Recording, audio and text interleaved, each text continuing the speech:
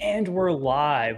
Welcome back, guys. Welcome. Welcome onto the channel, Shane from Storytime Distillery. Thanks for having me.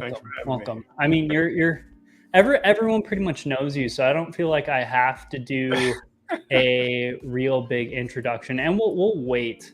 We'll wait for that introduction in a little bit.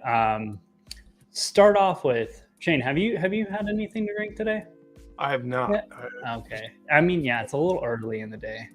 It's a little early. Usually I pregame for these. I could probably be drinking okay right now, but for you, yeah, definitely. It's 5 o'clock somewhere, as in time now. I'll take it.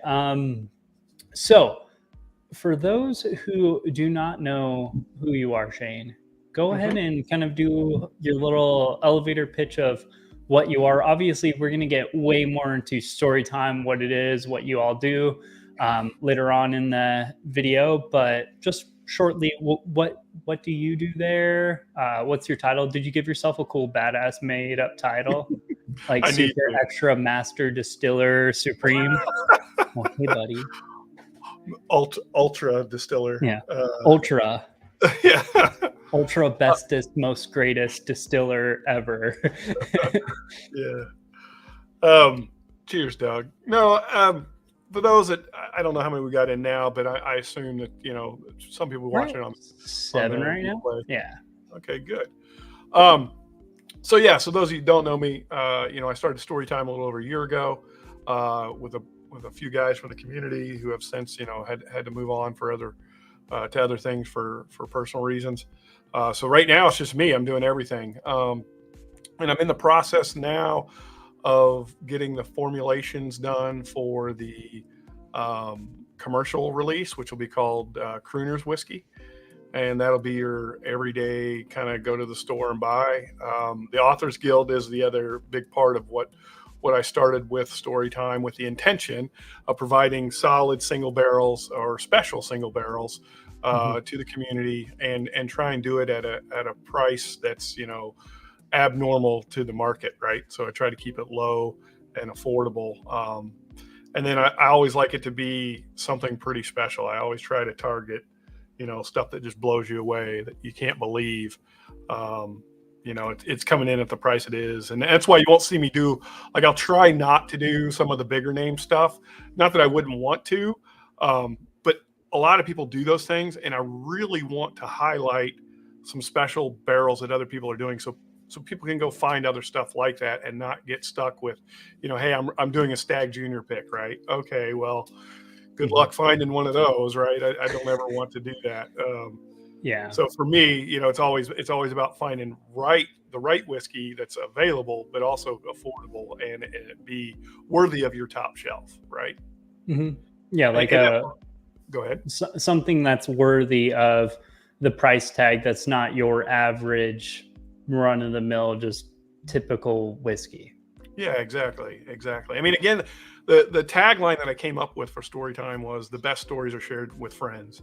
And so I encompass that by saying, I want these special bottles to come to you so that you can go share those with your friends and you can go, wow, I've never heard of this before. And you pour it in a glass and you're just like, whoa, what the heck was this? And guess what? You can smash that bottle. You don't got to worry about it, because you didn't pay $500 on secondary to get it. You got it for 60, 70, 80 bucks, and it's just an absolute crushable bottle. So yeah, I think that's the average price point of the ones I've gotten is like 60, 65, 70. I already pre-ordered the new 2, and those are, I think, like 70 or something right now. Yeah, so everything's gone up. Yeah, unfortunately, just like the rest of the world, gas is right back to $4.99 in Arizona. Yeah, loving that. Wow.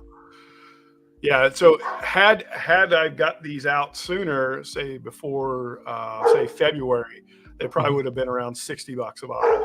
Yeah, but we saw that much increase. I forget my dog. I don't know what he's yelling. It's okay. I got 2 more. They'll do that too. Yeah.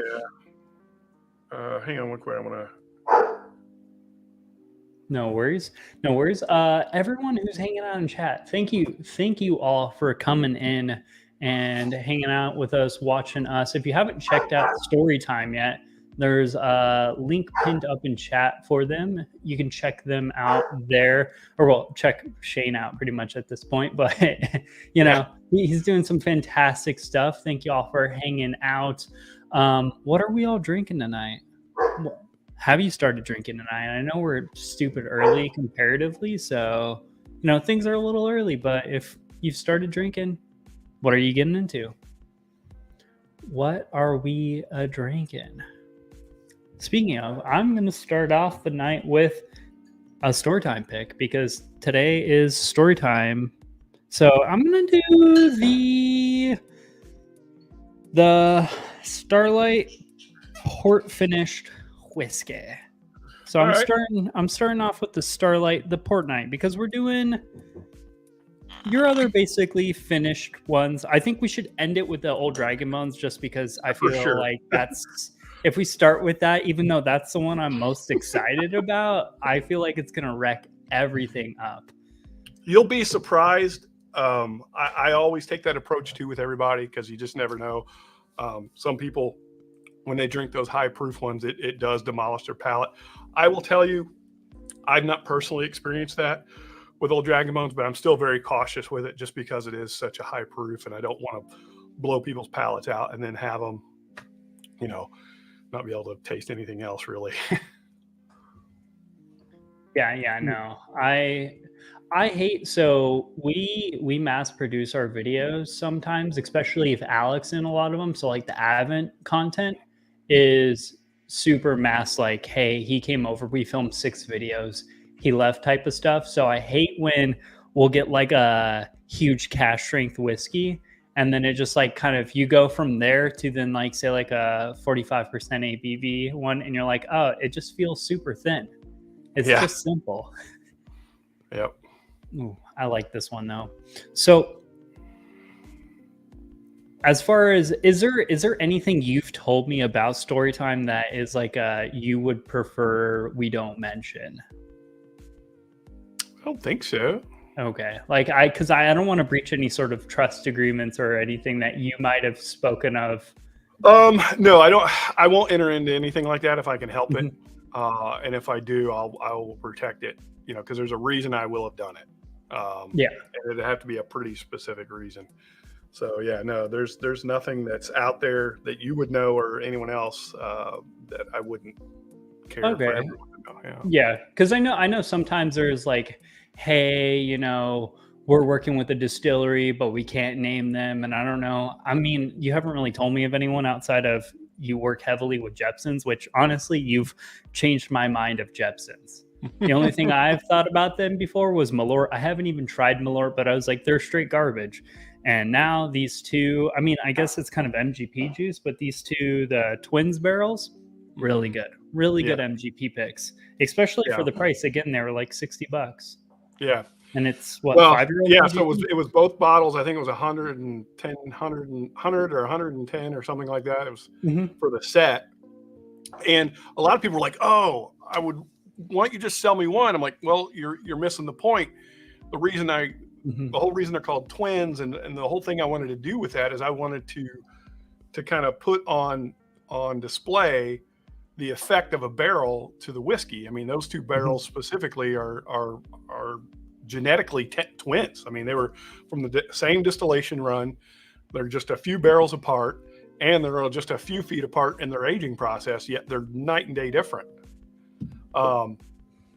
So yeah, weren't they like laid right next to each other? Yeah, they're like 6 feet apart.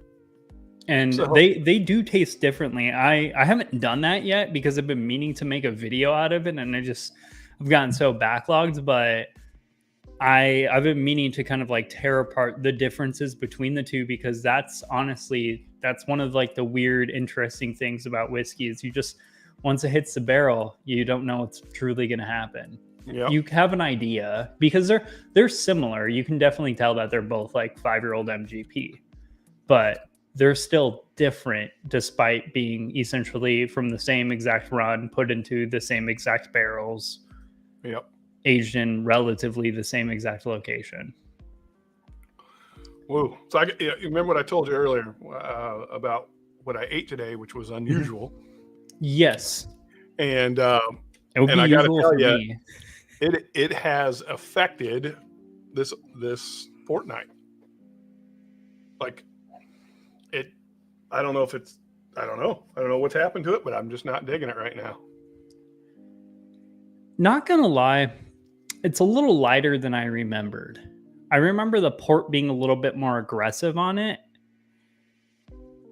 but the port side's kind of taking a back seat for me today. All right, so now it's starting to come around there. That sip there, it's starting to come around. That first one was kind of not good. Yeah, so you said you're going to start doing content for Storytime. Are you going to be doing that on your YouTube channel? Yeah, it'll be on Storytime's YouTube channel. I want to. So I don't know if you remember when I first got into WhiskeyTube, and really the appeal of the whole thing was the education that we got. You know, I remember Jason Calori. His videos were so stinking informative. And he used to go into the history, and he still does a little bit. Don't get me wrong. I love what Jason Calori does in general. But I kind of want to go back to that, and I really want to include kind of the steps and the things that I'm going through as I'm launching this distillery as well, and pull that into the conversation and talk about, you know, why I have over 350 bottles open on my bar. You know, what was the purpose? Obviously, I don't go down there and drink in any kind of regularity, to be quite honest. And I just kind of want to go through that. And then I want to start talking about some special bourbons that I have, as far as, you know, comparing them and talking about them and saying, you know, okay, this is what I got out of this, and this is what inspired me to target this kind of a profile, or so on and so forth. So that's the kind of stuff I want to do. I don't necessarily want to be the guy breaking all the latest releases and you know, giving tasting notes, because that's definitely not my jam.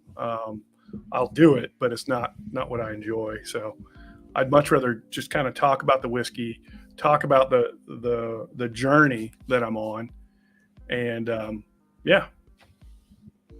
I agree completely with you. Yeah, I'm still learning this mic. I've had it for like a month and a half, 2 months now, and I'm still trying to figure out how to balance it properly, where it's not like in the way, but it's just I'm OCD and it never seems to work out. But no, I completely agree, because when I first started out in the whole YouTube sphere, I didn't really want to. I mean, I don't get as nerdy just because I don't really have the energy for that.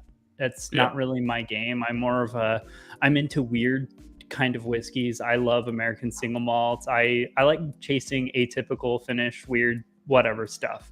So that's what I've been recently kind of trying to highlight, is more smaller distilleries, more weird stuff. Occasionally I'll get into, like, the next month is going to be nothing but hitters, because I bought a bunch of hitters the other day. But, you know, outside of that, after that runs out, like, it's going to be just a lot of like weird smaller distilleries, things that not a lot of people talk about, reviews you don't find out there, because there's like 20 different reviews of the, you know, we'll just say the new, what's the new bottle that released? I'm just so far behind on the new releases.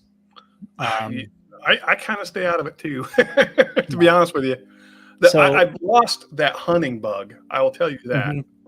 Like, I don't go on these crazy hunts anymore. Like, if I go out, there's something very specific I'm after, and I know it's somewhere. I typically won't, like, just go store to store to store to store to store looking for stuff, unless it's along a path that I'm already going. Yeah, and then I might stop just to check in and see. But I think a lot of people are in that boat now, because they're tired of spending all this gas and time chasing these unicorns, and then it never fails. It's always someone calls you up and says, "Hey, I just ran into a batch of these. You want one?" And you're like, "Ah." So you've been spending all that time hunting, and then I walked into a Total Wine Friday morning because I had Friday off last week. I left out with the newest batch of Elijah Craig, the Masters, whatever the Masters collection for Woodford Reserve, the batch proof. Oh yeah, that's fantastic. Booker's 2022-02.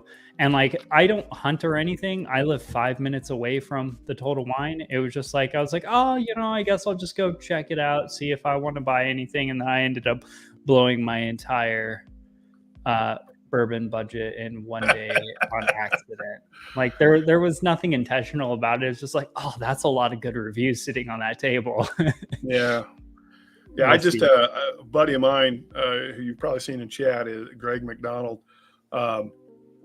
He just texted me earlier today. He's like, hey, I just ran across a Elijah Craig C922. Do you want it? I'm like, yeah, I don't have it yet. So he's like, boom. So I picked it up. So that's the kind of hunting I do now. Yeah.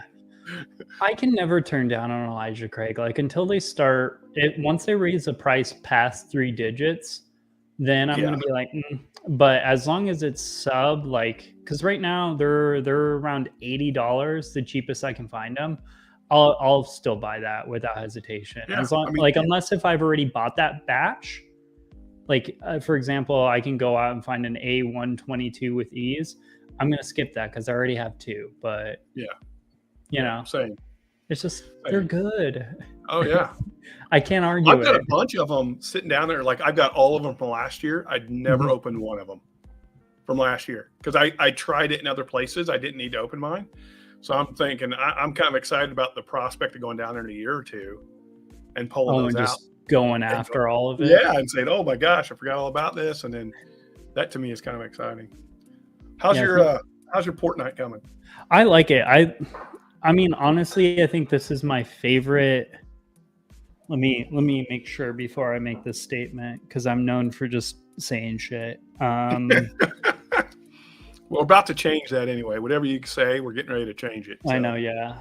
So I would say this is probably my favorite finished whiskey that's American whiskey because Scotch is different. I feel like the one thing I will say about Scotch is I love finished.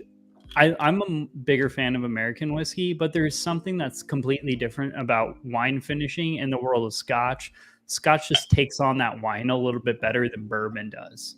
So I guess it also depends on what you want. If you want the bourbon to have more of a, for example, this porty finish, although now that it's sat in the glass for a little bit, it's coming out at me a lot more now. Yeah. Getting those dark red. I went ahead and poured. So next, I'd like for you to do the port finish, the Port Night Rises, which is the next release. And you don't have to be in a hurry at all. Hey, Smoking Firewater, that's a neighbor of mine. He needs to come over to my bar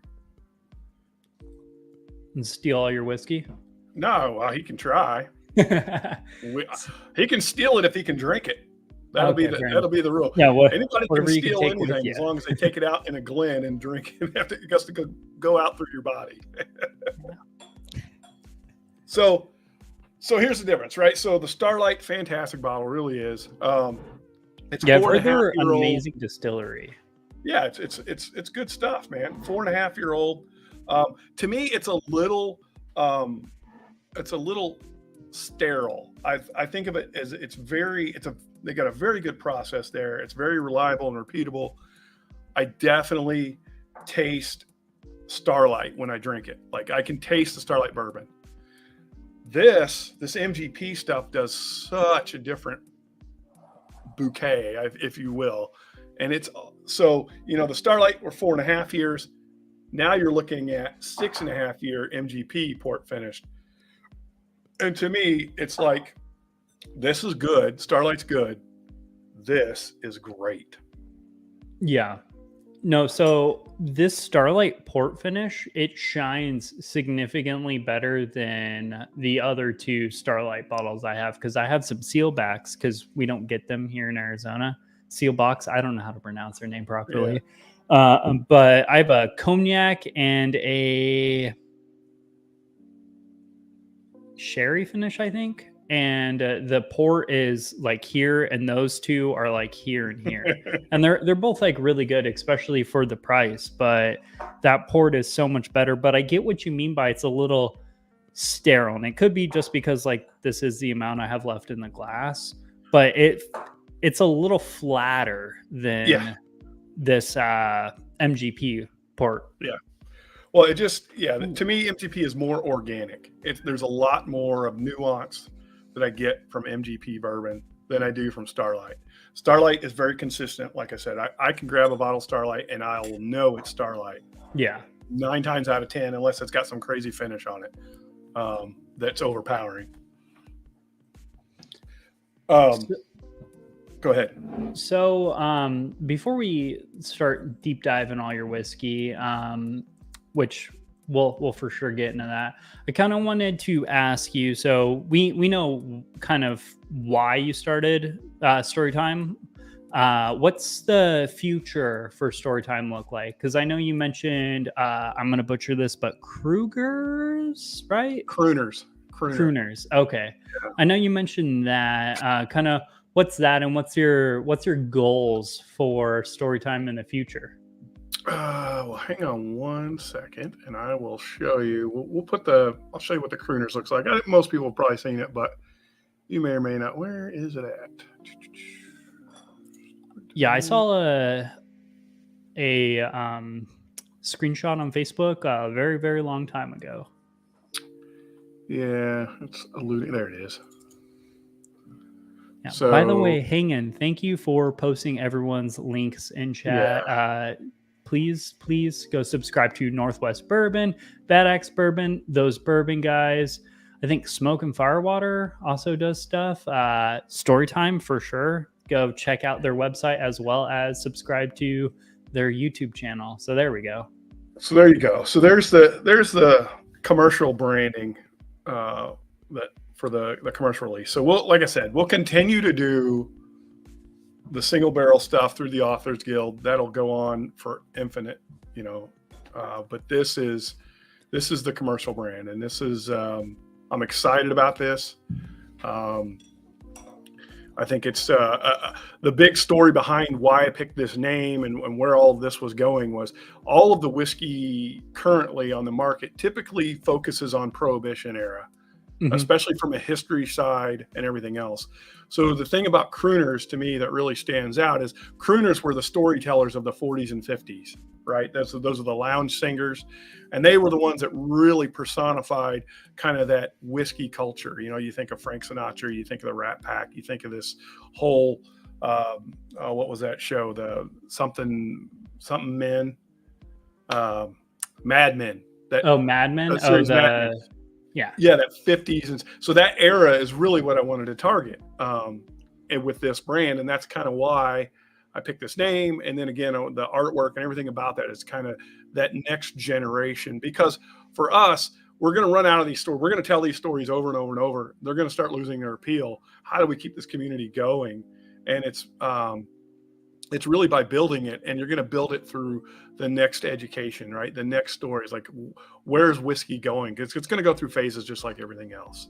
And so I'm excited about that next phase. That's kind of what this whole crooners thing is about for me. Yeah. And where do you think the future of whiskey lies? Well, we're not going to see any price reprieves anytime soon, unfortunately, largely because the stocks aren't up yet. And that's going to be a minute because we're just now tapping into the international market from a bourbon standpoint. And so right now, bourbon's 1 or 2% of all spirits in the world or whatever it is. If we get 1 more %, you almost double, and you see where we're at now.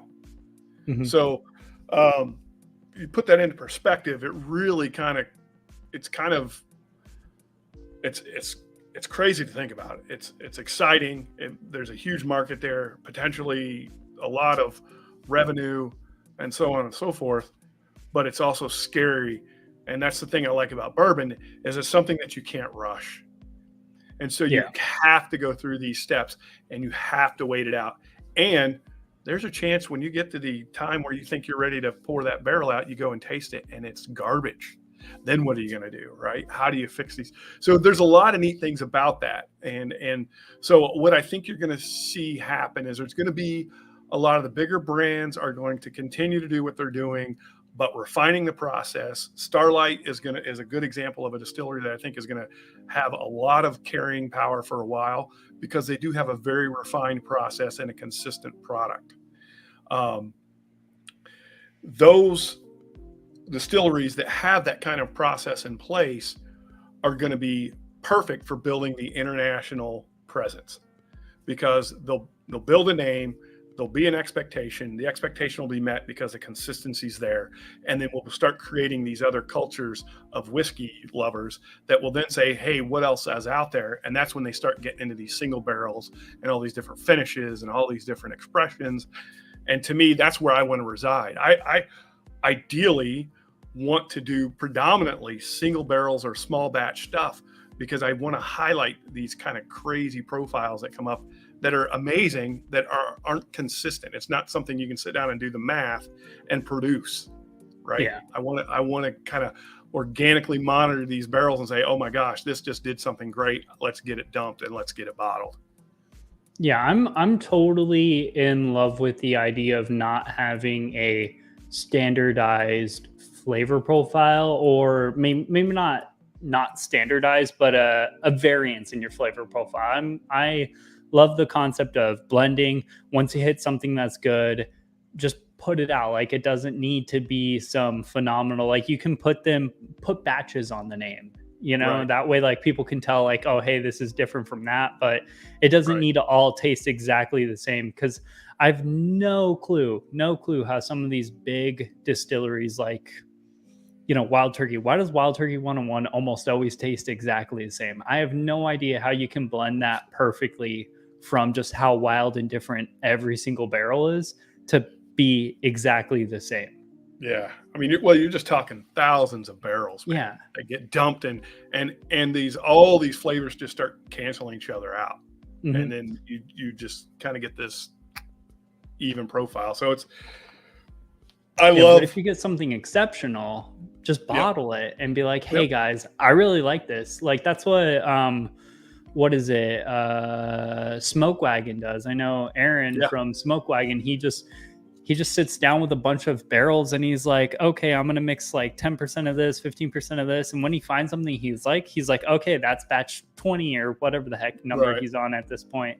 And I think that's awesome, because you're just kind of going with your gut. And once you find something that's good, you don't try to one up it or whatever. You're just like, okay, that's good. I'm confident, happy with that product. Let's release it. Because more often than not, like, whenever I've done home blending, whenever I make a home blend and I find something that's good, I'll be like, oh, but what if I want just a little bit of port finish in there? And then I dump port night into it, and then it just like kills it. And then I got a shitty blend and I just wasted a good bottle. And I don't know. I just feel like there's too much going on. Yeah. So what are you getting off of? You're on the MGP now, right? The port? Yes. What are you thinking about that? I like it. It's very, I don't know what fruit I'm getting on the palate wise, but there's this very dominating, like, almost, I'm going to say pomegranate. I don't really eat pomegranates a lot, but it's like a dark red fruit. It's not cherries, it's not plums, but it's like a grapey pomegranate.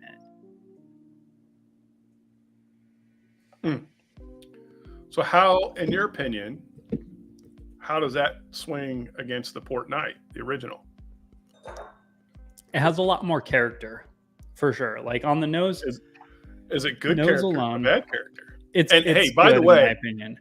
By the way, I will always want 100% honesty on people. Oh yeah, yeah. You if know I what don't I'm like saying? something, I'm going to tell some you I people don't just like it. don't like what you like, and that is perfectly okay.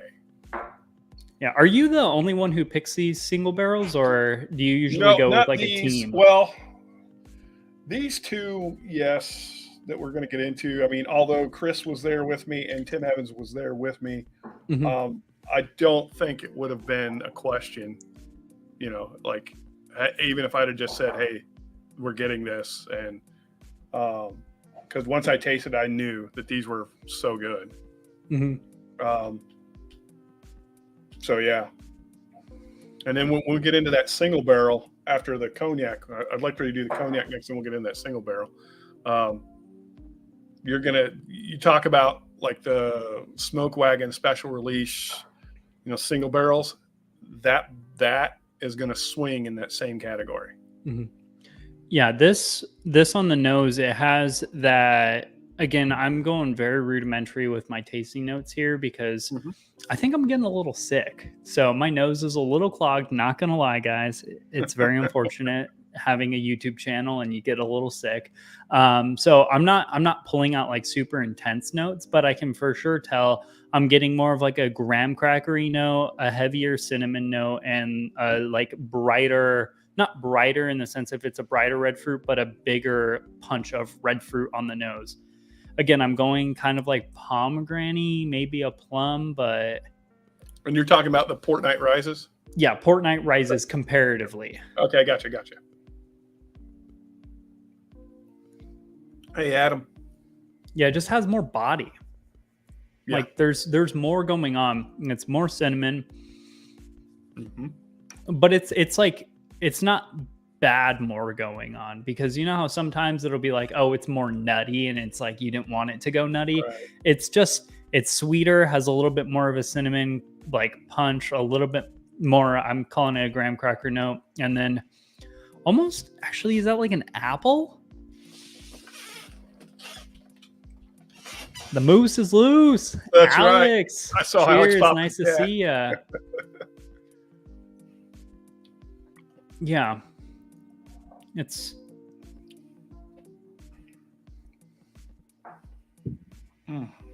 yeah, yeah, graham cracker. Yeah, it's maybe like an apple and plum mixed together. That's what I'm going to call it. It's not pomegranates, apples and plums. Either which way, we're playing semantics here. Yeah. I think I like it. It's some sort of fruit. Yeah. It's red fruits. No, I for sure will say, like, going into tonight, I was like, hey, this is like one of the better finished. There we go. Thank you, autofocus. This is one of like the better, if not the best finished whiskey I have. Once I get that Port Night Rises, that's for sure changing, because that just has, it's so much more character. But I guess when you look at the stats alone, it just kind of makes more sense. It's from a bigger distillery that everyone loves and knows, and has a more distinguished flavor profile. And it's also a year and a half older, 2 years older. 2 years. Yeah. And it's the same price. Yeah. So I didn't hesitate when I bought it. So you like the Port Night Rise, which is great. Yeah. And you talk about it, your finished whiskey. I have a feeling, at least for me, my gut is this cognac, and I keep telling people this cognac finish is so freaking good. It's probably going to be your favorite finished whiskey. It has beat some really big hitters for me. Mm-hmm. Really big hitters. Yeah, I'm usually like a sherry and port finish kind of guy. Cognac's usually one of my least favorite ones, but that's in the realm of But I hope, don't be upset if I like Port Night. No, not at all. I won't be, and I want you to be honest. But because what's funny is people have gone 50-50 on this, because I'm like, man, this cognac is, and then people go, oh man, that port is so great. I like it better than cognac. I'm like, man, you're high, because that cognac to me is like one of the greatest things I've ever drank. And cognac, it's distilled white wine, right? Cognac, it's like French distilled wine, kind of. Yeah. There's a couple different variations. I think again, that's my biggest issue with Finnish whiskeys. It's my lack of knowledge of just what things taste like. So bourbon, I'm confident with like bourbon and whatnot. But when it comes to like finishing stuff, I've never tried port. I've never tried cognac. I haven't tried any of those things. So I don't really know what I'm getting after when I'm going into, say, like a cognac finished one. I just know I can compare like a non-finished one to a finished one, and I'm like, okay, I get a little bit more of, usually it's just fruity notes, and I never complain with fruity notes. Yeah. This one, the cognac, when we get into it, it'll be a little more on the dessert, caramely, sugary sweetness, not the fruity sweetness. Okay. And that's another 6.5-year-old MGP, right? The exact same distillation run of bourbon. These, who knows how far apart these barrels were, but it is part of that same distillation run. And 120.5 proof? Does not drink 120 proof, I can tell you that. So when you're getting into, so right now I know obviously you're working on your mainstay product that's going to be on shelves, but so you've been doing a lot of Authors Guild stuff in the meantime until you get that stuff put out. Mm-hmm. So I know you kind of spoke on it previously a little bit, but what do you look for when you look for a barrel? I know you're hunting for distilleries that people know less, or you don't see a bunch of picks from. Like you don't want to get a Jack Daniel's single barrel proof pick or a Stag Junior pick, even though we all know those would be a good pick. That's just not something you're looking for.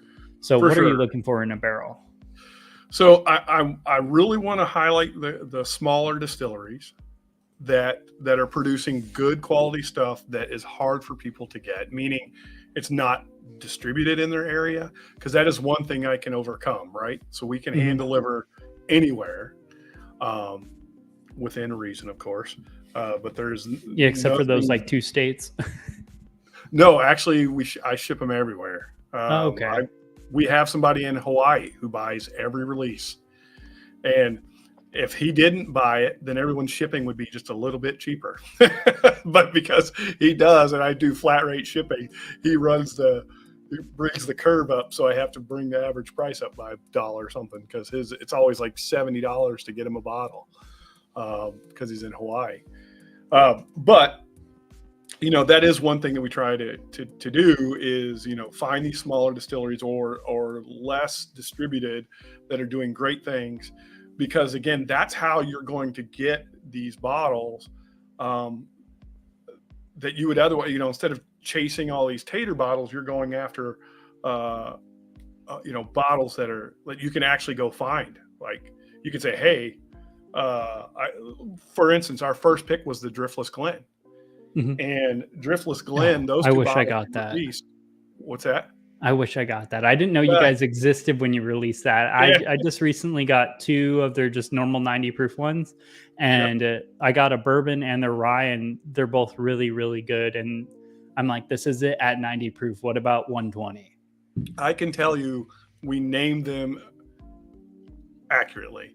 Kingslayer was called Kingslayer because Jack Daniel's Barrel Proof Rye was the big hitter of that year, of last year. Yeah, that was 2019, right? Well, that's when they came. It was 2021. It was 2020. Okay. Yeah.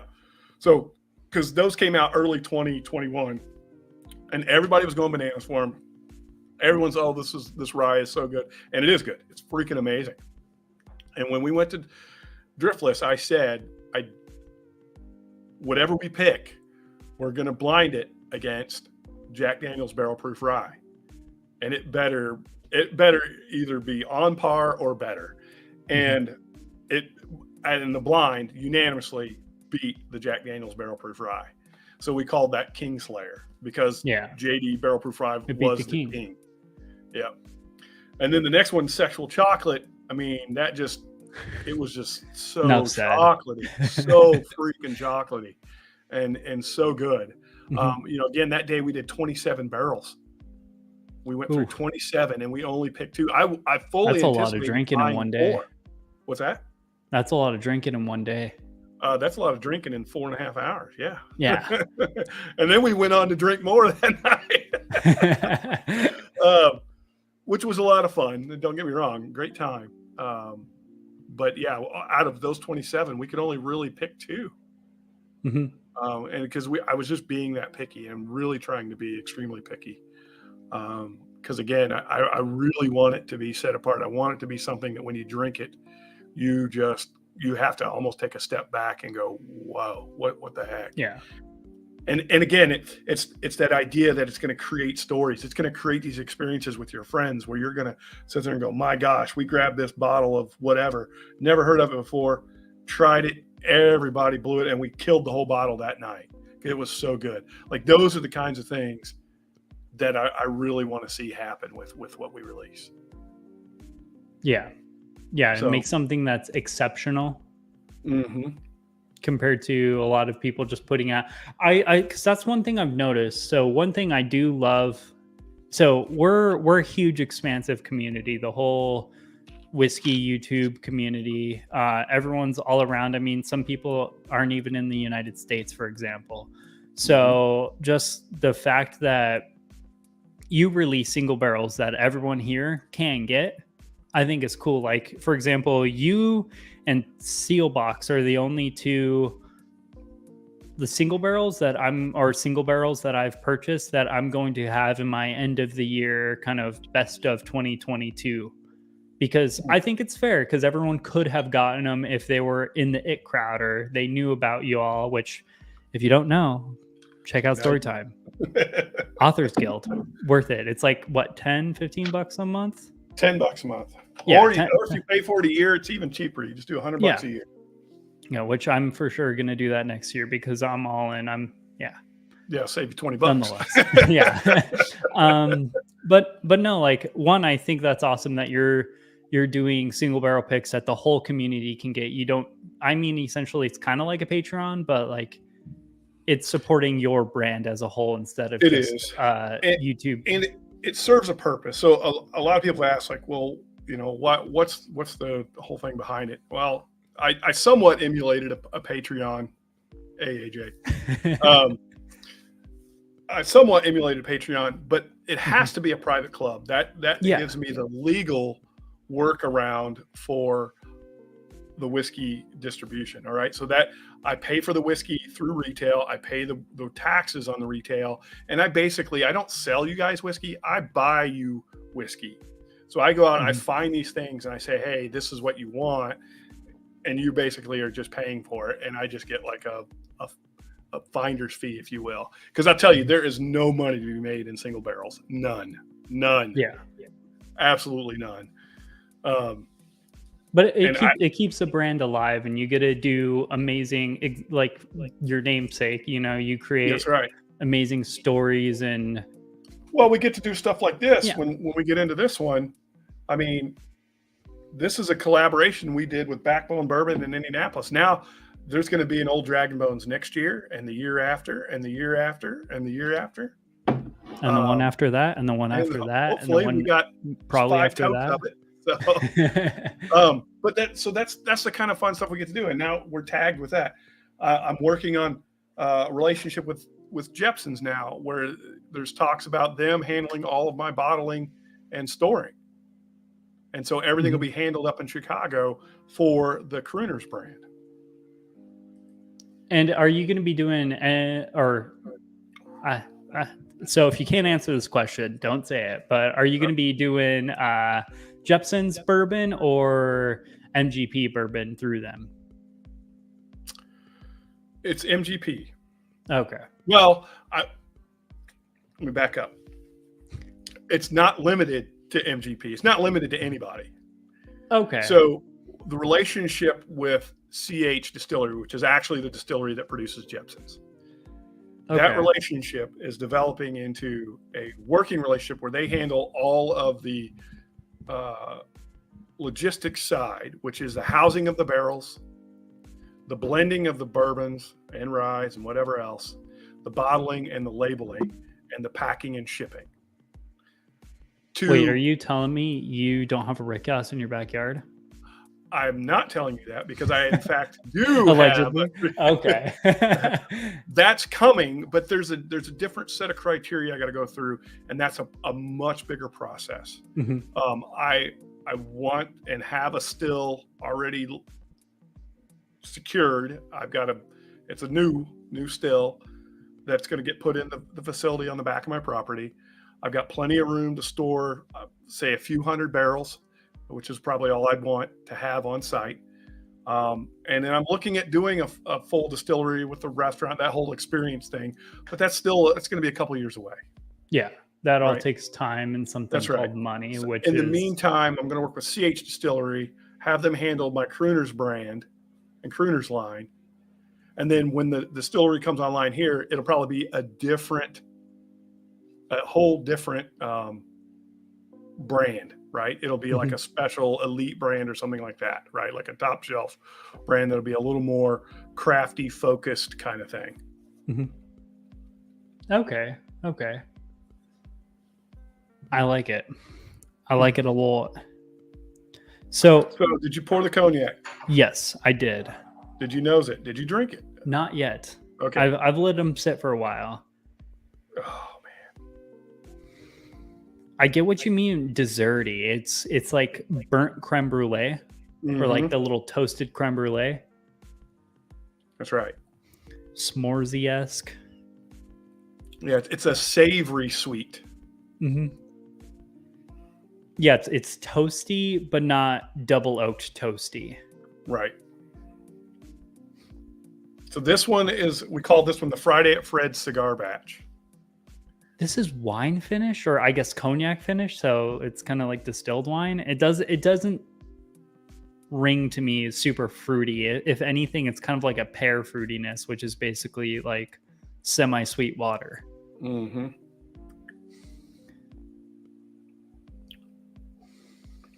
my God. Every time, dude, I just love that. I love that bottle. Ooh.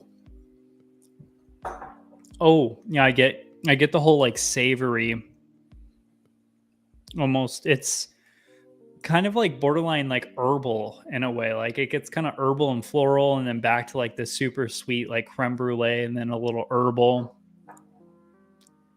But it's not like rye forward herbalness where it's like like an MGP 95.5 rye. Yes, yeah. Yeah, it's more of a earthy floral. Yeah. Kind of like a Christmas baking, you know how everything's kind of like very fruity, but also like herbalish. Words have never been my strong suit. You're a good wordser. Okay, guys, I'm dyslexic. I struggle at this. But I can install cabinets.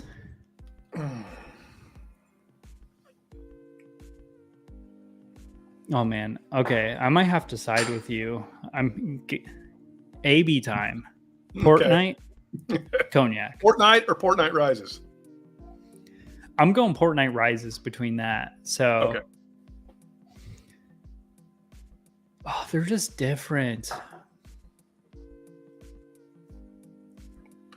The thing I found about the cognac for me, it is such an absolute crushable bottle. Like I can sit there and drink it and keep drinking it. Like a lot of whiskeys, I'll go get a pour, I'll enjoy it, and then I'm looking for the next bottle to try something. This one, it's balanced. It's almost like perfectly balanced because it balances that whole sweet and savory. By the way, Joe, I apologize. I am so far behind in chat. Today is not my day with mentioning things. I'm just enjoying it. Hope y'all are having fun. Hope y'all are drinking some stuff. Thanks for putting up with us. Man, these are... So one thing you guys can do if you're in chat and you haven't done this already, that I would... Oh, by the way, Sugar Kitty. Nice to see ya. Nice to see ya. Glad to see you back. Hope you're doing all right. Cheers, Sugar Kitty. Cheers. Yes. If you can't drink, I'll drink yours for you. Yeah, I'm for sure getting drunk tonight, but I don't work tomorrow. It doesn't matter. We've only got 2 more pours. That's it. Well, you know, what happens off camera happens off camera regardless. But one thing you all can do that I strongly encourage, if you haven't done so already, go on Storytime and purchase these finished package before it's released. When is it releasing? So I'm the first. Or is that kind of up in the air? So I'm doing no, it's not. Okay. It's the first week of November. Okay, well, sure, Katie, I'll drink for you. Fred Rivetti, who is the guy that's Friday at Fred's, they're coming to my house, and I'm having another slammering that first weekend in November. So the 3rd, 4th, and 5th. Everywhere. Yeah, everywhere, literally. If you've got an address in the U.S., right? Yeah, or and can you actually ship to Canada? Out, but that's a whole nother story. Talk to me; I'll get it to you if you want it. That's a offline for legal reasons. That's right. So Smoke and Firewater, you're invited too, by the way. So Storytime will be hosting an event. It's going to be an event here at my house, which it'll be a thing. And then that's going to be the kickoff. I'm going to probably do a live stream from the bar with Fred and Doug here. And then that following week, which will be the first full week in November, then they're going to start shipping out. So Smoke and Firewater, you'll be able to come pick yours up at my house that weekend. Save on shipping. Yep. I did see that he bought, and I did see that he used the pickup option, which was smart. I wish I lived close. Unfortunately, I can't afford the plane tickets. But it's going to be a fun time. There's going to be a lot of great bottles. Yeah, so anywhere inside the U.S. Can you ship to South Carolina? Those bourbon guys, I am in South Carolina, my dude. Yeah. Yeah, y'all might be able to go to the Schleming. They're another great YouTube channel. If y'all haven't subscribed, go ahead and check them out. AJ and geez, I'm drawing on blanks on names. I am so bad with names. For the longest time, I called you Storytime because I didn't know your first name. Well, at least you called me Storytime. Yeah. It could have been a million. Be like, things. Yeah, that's Storytime guy. It's like Sugar Kitty. I've talked to him multiple times. I mean, don't get me started on that. But like at first, I thought he was a girl.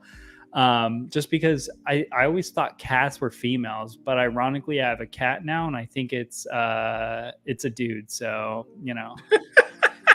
but well, I think as a kid, I always thought that too, that dogs were boys and cats were girls. Yeah, and so it's just because cats are more feminine, especially my cat now. Like he's like 10 years old. He's like he's a distinguished, long haired, what is he?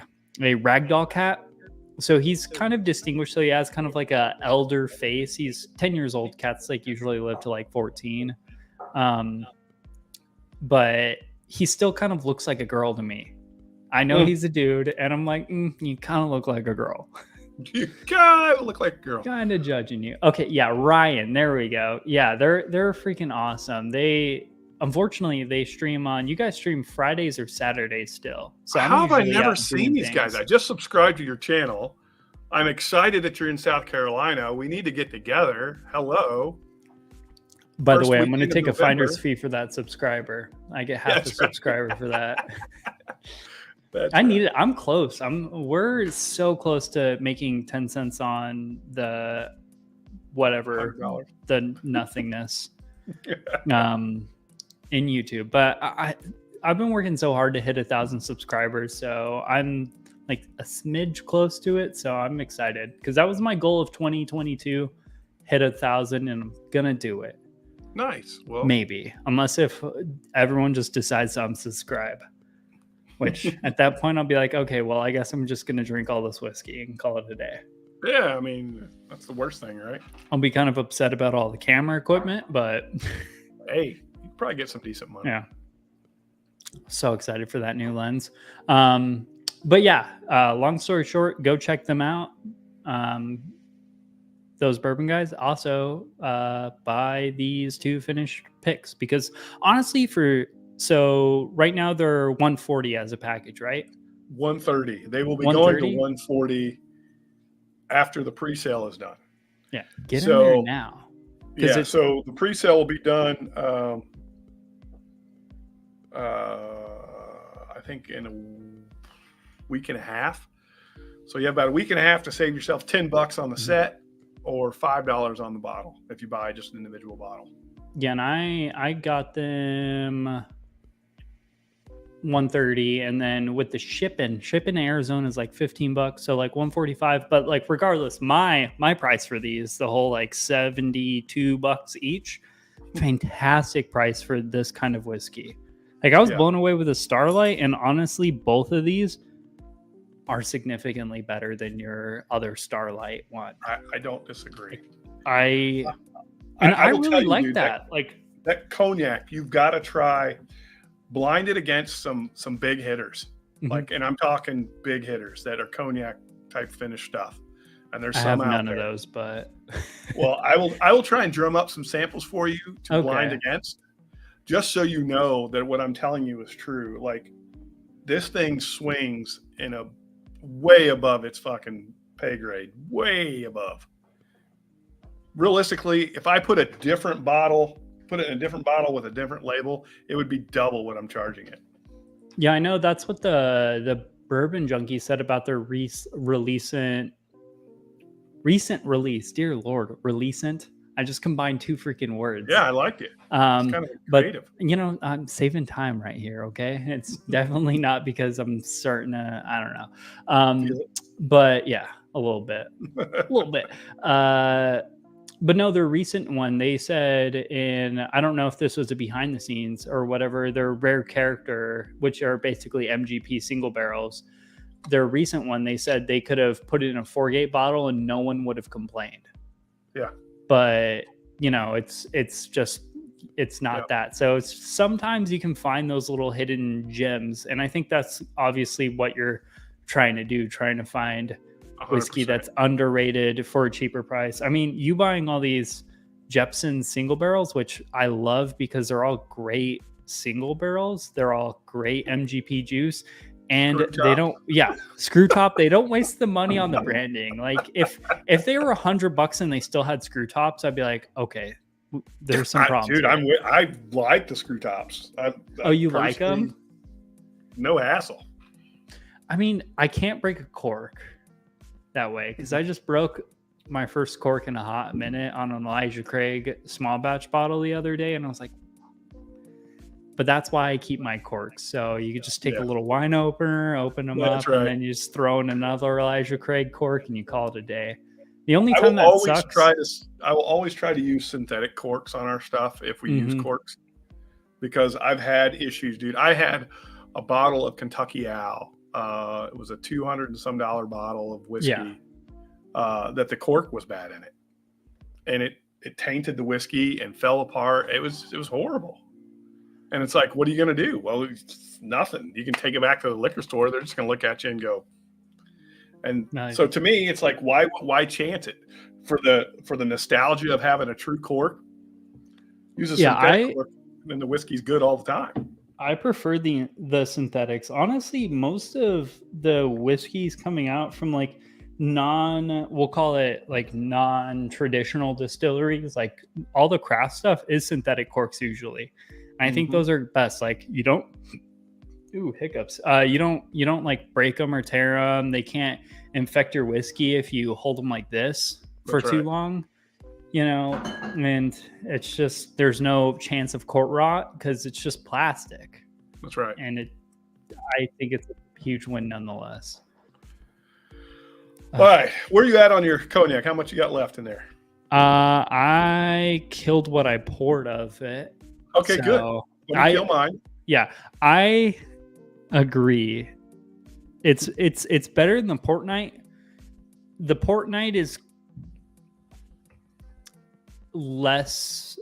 So this is me being comparative. This is not me saying either of them are bad, because honestly, for the price, these are both good. Like I would. Not saying anyone should do this, and I know you wouldn't do this, so I feel comfortable saying this, but I would pay, if I paid $100 for these, I'd be happy and okay with it. Yeah. Like I just paid $110 for a Booker's 2202, and I think I might like this better than that. I am right there with you. Right there with you. They deserve to be. I don't know that I would pay $100. I mean, I would, based on what other bottles are doing, and I think it's better than those other bottles that are at that price. But that's why I always want to keep these prices down as low as I can get it, because to me that's what sets it apart. Is less like, hey, You can sit there and think just because it looks like Malort that it is Malort. And I'm going to tell you right now, it's going to beat 90% of the bottles you probably got on your bar. Yeah, honestly, it very well might with mine because I only have like 10 extreme hitters when it comes to bourbon, and the rest are like Elijah Craig barrel proofs. And I mean, I have a lot of those, but outside of that, like, I'm telling you, it's kind of sad when you see what the pricing's doing in the market when you see what these come in at, but I guess that's what makes it cool too, right? I mean, it's like, hey, you guys got these great bottles and you paid like probably half of what the market would charge normally.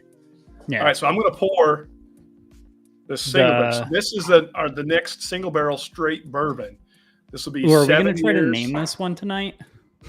Oh, we could maybe. Let's taste it and see if anything pops. Yeah. But this is a 7-year. I will put this up against any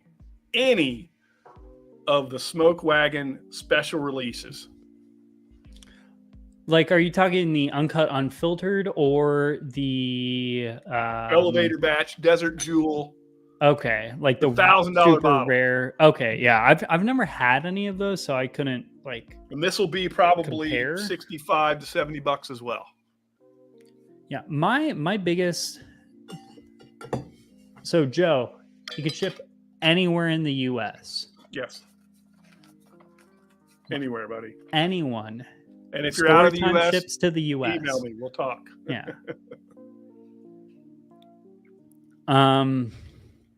Shit. I lost contract of what I was gonna say. Oh, I'm sorry. Man, it spaced on me. Oh, there we go. Came back. So unfortunately for me, like in the whole, because your bar is basically stacked with hitters. I've seen parts of your bar from your your original YouTube video where you did like a little tour. It's stacked with hitters. Unfortunately, I got into whiskey right at the boom or a little bit past the boom. So all of the hitters I've had to pay like hard-earned money for, or you just don't see them. Or if you do see them, it's hundreds. I paid for mine too. But yeah, if you come here for the slammering, if any of you in chat come here for the slammering, I promise you're going to be in for a treat. Yeah, next time I go to, how far are you away from Fort Jackson? Fort Jackson? Ooh, so that's coastal, That would be Columbia, South Carolina. Oh, Columbia? Like an hour and a half. Okay. Yeah. Damn, I really wish I knew you were so close because, like, I know those bourbon guys, you all live in South Carolina. I was in South Carolina from March to June for 3 months. Sober. What the hell, bro? I know, and I totally could have gone, well, because I was doing military training stuff, going through drill sergeant school, but I totally could have, like, kicked it for, like, a weekend. You know, Saturday, come over, get schlammer hammered. For sure. Big mistake. Well, next time I'm there because, well, I wouldn't be surprised if I ever go back. Wow. So Alex needs to figure out how he can get here in November. Oh my dude. I am telling you, this barrel. What's the proof on this? Oh, 120? Right around 120. 120? Mm-hmm. Is it still in the barrel or? It is right now, but it's not going to change much. It's going into winter season. It'll get a little oaky, but not terribly. God dang, man. This is an unfinished. That's the name. Dang, man. Dang. Just big bold letters. Dang, man. Mm.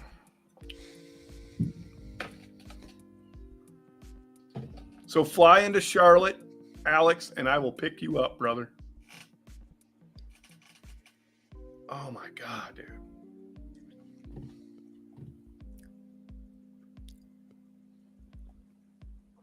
Ooh. How is this more fruitier than the port night? It's like tell me. fruitier, but then also You extremely tell sweet. me, What dude. the heck? You tell me. This thing is unreal. Yeah, you Yeah. guys So the probably bourbon, those are. bourbon guys. I'm in Clover, which is a little suburb outside of Charlotte. Joe H, if you're flying into Charlotte, I will gladly give you my information. You can email me. We'll connect. Yeah, that they do some awesome stuff. Steven is getting good numbers in the chat, rushing too fast. Yep. Listen, guys. I've never been one who's good with chat, so it is what it is. God, I've never understood how those people can do chat all by themselves and read every single comment. That just ain't me. I'll occasionally look at it. Appreciate y'all for hanging out, though. Seriously, love all the support. This fucking bottle is going to be legendary. Legendary. And what, I bet this is going to be what, 70, 80 bucks? It'll be 65 or 70 bucks. Oh, yeah. That's a steal at that. Here. Bear with me. I guess it's my show now. I am not. Wow. Unfreaking real. Every time I go back to this thing, it is so good. This is so the master blender there, Tyrus, you know, when we were tasting this barrel, he's like, holy crap, this is the best barrel I've tasted out of our warehouse. And I would have to agree, this thing is fucking unreal. Oh, Greenville's not that far away. It's like 2 hours, bro. And that's with traffic. I'm all in. I got to go down to Columbia to do a tasting with a group sometime soon. I'd love to come see you guys. And you guys are always welcome to come here. Hit the bar.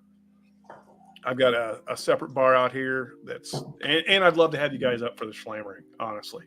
You guys want to come up and hang out, pick a day. I've got plenty of room. So if people need a place to crash, plenty of room to do that. So I'm going completely off plan here, but I'm going to stop by. You see, this is why I'm getting drunk. This is why I have to work the next day I live stream, or else this happens. Gotcha. I'm okay with dick jokes as long as they're not bigger than mine, AJ. I get a little nervous when they start talking about bigger ones than mine.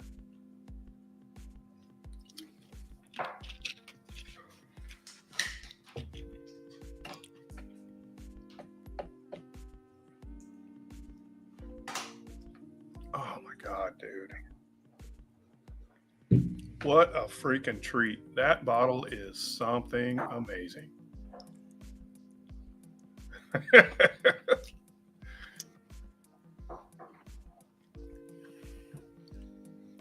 So for sure, again, so full disclosure, biased. I am biased. I would much rather support Storytime Distillery and Shane than I would Booker's or Calumet 15. But well, don't be biased. Be honest. Well, no, I am biased. So my opinion should I'm already biased as a person, but like from what I'm tasting without me trying to be biased. Okay. But fair I'm enough. already going to have an inherent bias. I guess that's what I'm trying to say. Because you can never control. That's why I like doing things blindly if I'm going to compare things, but we didn't plan this obviously. So yeah, that's fine. I couldn't blindly do it, but I like it better than the Booker's 2202. There's too many goddamn numbers in that. Yeah, I know. Like, why can't you? I mean, it reminds me of the old. You just use the little trade names, right? So at least they put the little goofy names on it. Yeah. What is this thing called? It's on the side of the green label there. The Lumberyard. There we go. Yeah, the Lumberyard. That's supposedly a pretty good batch too. Yeah, honestly, I liked it. It was very fruity, but I'm telling you, dude, that single barrel right there. Good. This is much better. It's more balanced. That goes very dark into like kind of a stale, like almond nuttiness about mid palate and just takes over. Where this one, it's more balanced and it's kind of a complete dance all the way through. Like no one flavor takes over. It's kind of going back and forth. It evolves back and forth throughout it. God, I am excited. So when is this releasing? Bottles. What's that? When is this releasing? It'll be probably after the first of the year. But I'm texting. This can't be whiskey of the year for me. Dude, it's so freaking good. It's so good. Every time I get into it, I'm just blown away by it. It's like it's got so much going on. Man, oh man. Thank you for having me on so I could try that again. Because I have to look at this thing every day and go, I've only got so much left. Don't do it. Wow. That is just such a great pour. So, full disclosure, I have to give it to the Calumet 15 just because I love that like Luden's like cherry, that very heavy cherry note on it. But it's close. It's extremely close in a uncomfortable way. It's half the age roughly. Yeah, it's half the age, and that is half the price. Yeah, in theory, like if it's 65, I mean, I got this for 100 because in Arizona prices are pretty bitchin'. Yeah, but most people pay like 130 for it. So if this is going to be 65, but to be fair, that Calumet's watered down. They proof it down. Yeah, that is 105 compared to 120. 120. So 121, I think it was. The first weekend in November, so the 3rd, 4th, 5th, Alex. Wow, man, that is so good. I really like that. I'm kind of blown away. That's only 7 years old. Not even, just shy of 7.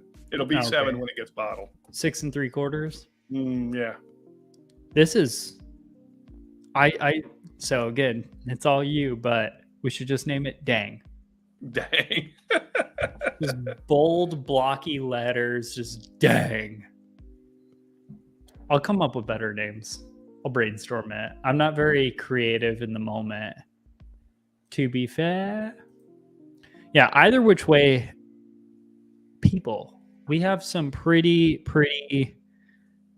solid, amazing, fantastic pours coming out of Storytime.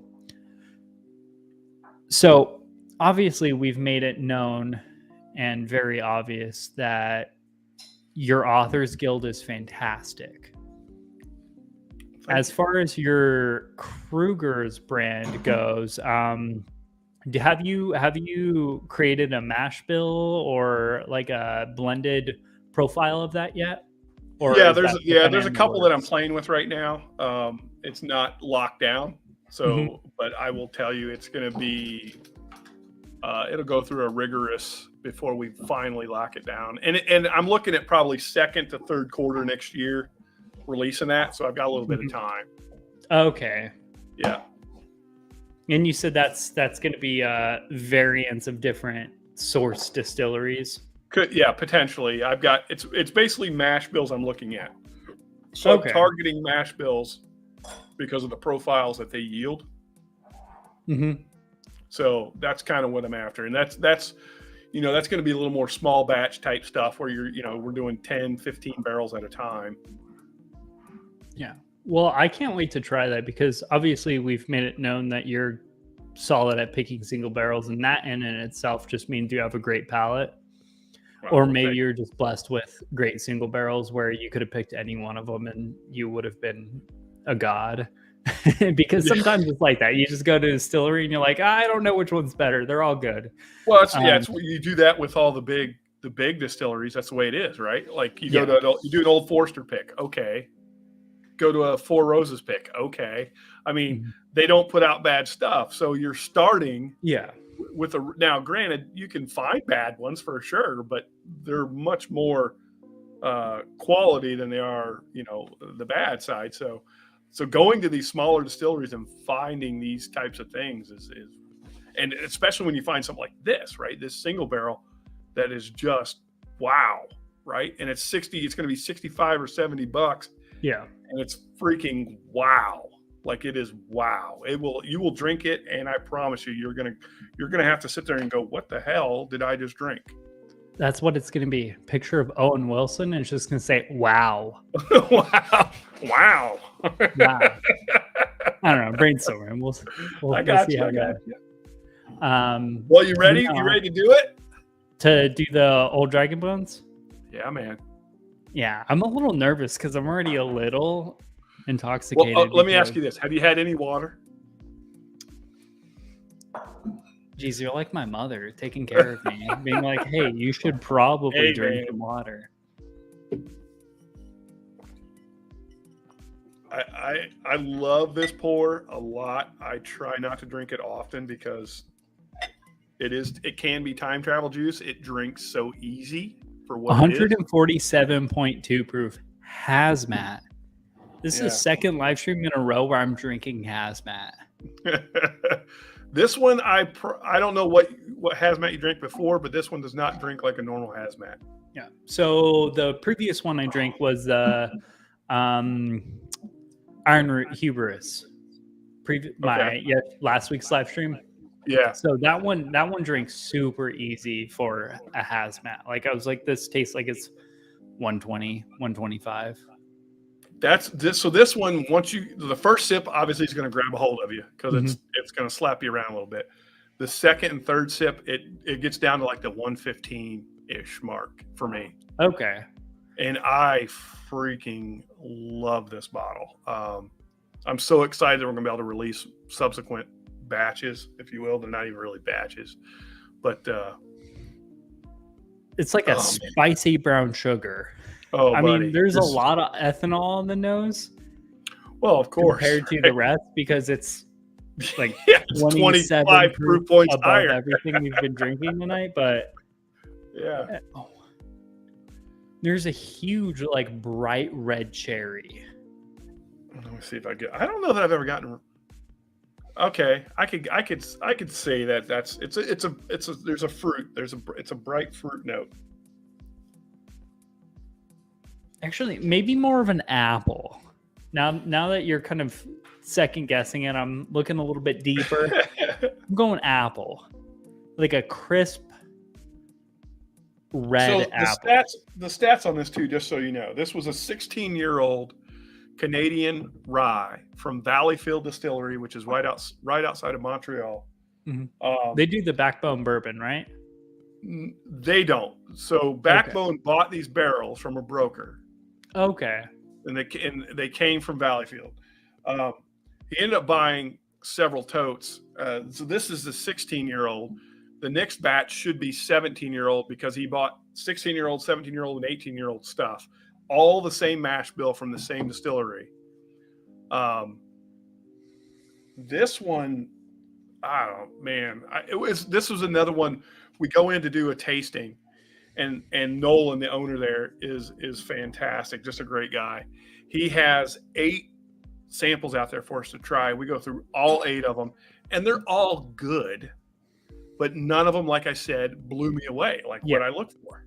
And you're looking for something that's gonna blow yeah, you that's away. right. That's right. So I said, hey, I appreciate it, Nolan, but none of these like really do. He goes, well, wait a minute. Before you leave, he said, I've got some 16-year-old rye back here. I was like, well, why the hell did you not start with that?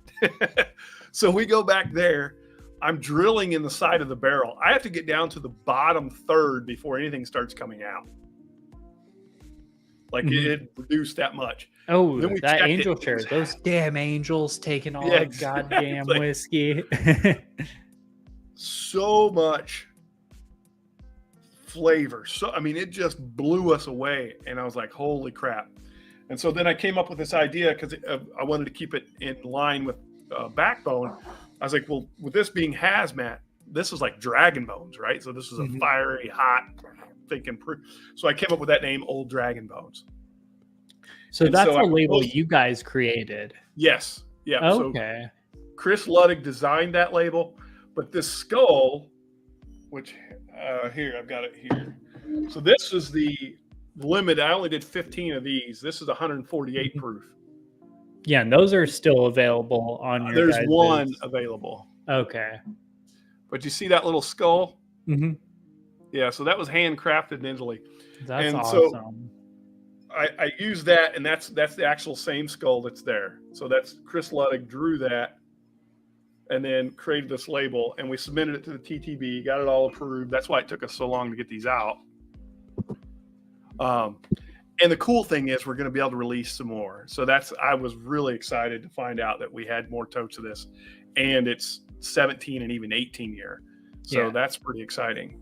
So not going to lie, this last release, full disclosure, when I saw that price tag, I was like, oof. I was like, I don't know if I'm going to buy that. But now smelling this, I just spent $135 on a Woodford Reserve batch proof, which I was happy with that. But this is otherworldly, and it's like, what, like $50 more?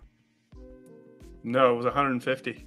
Oh yeah, so it's like $20 more, and this is something else. It's obviously it's a rye, so it's a completely different flavor profile in itself. But like, well, you didn't screw up by getting the Woodford. I'll tell you that. No, I'm not sad or disappointed, but I will tell you, if I had the choice between the two, biased or not, I would have picked this.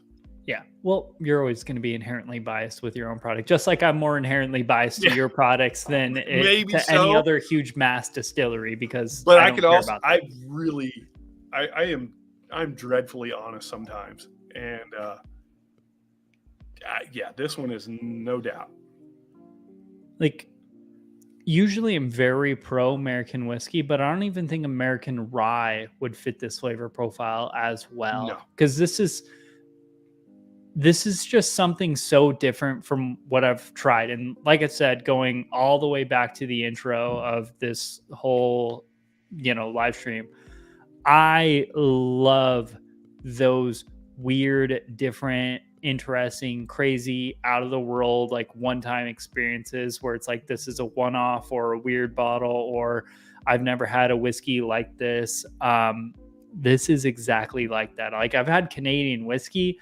I haven't had Canadian whiskey. This is Canadian whiskey done the right way. It is friggin' delicious. Yeah, there's apples, licorice. Oh, yeah.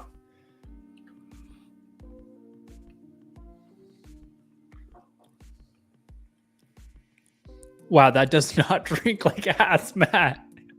It seriously does drink like 110. 115. Yep. What the heck?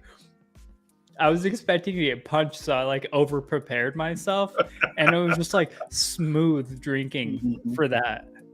And it's a ride, bro. Enjoy it. It is a ride.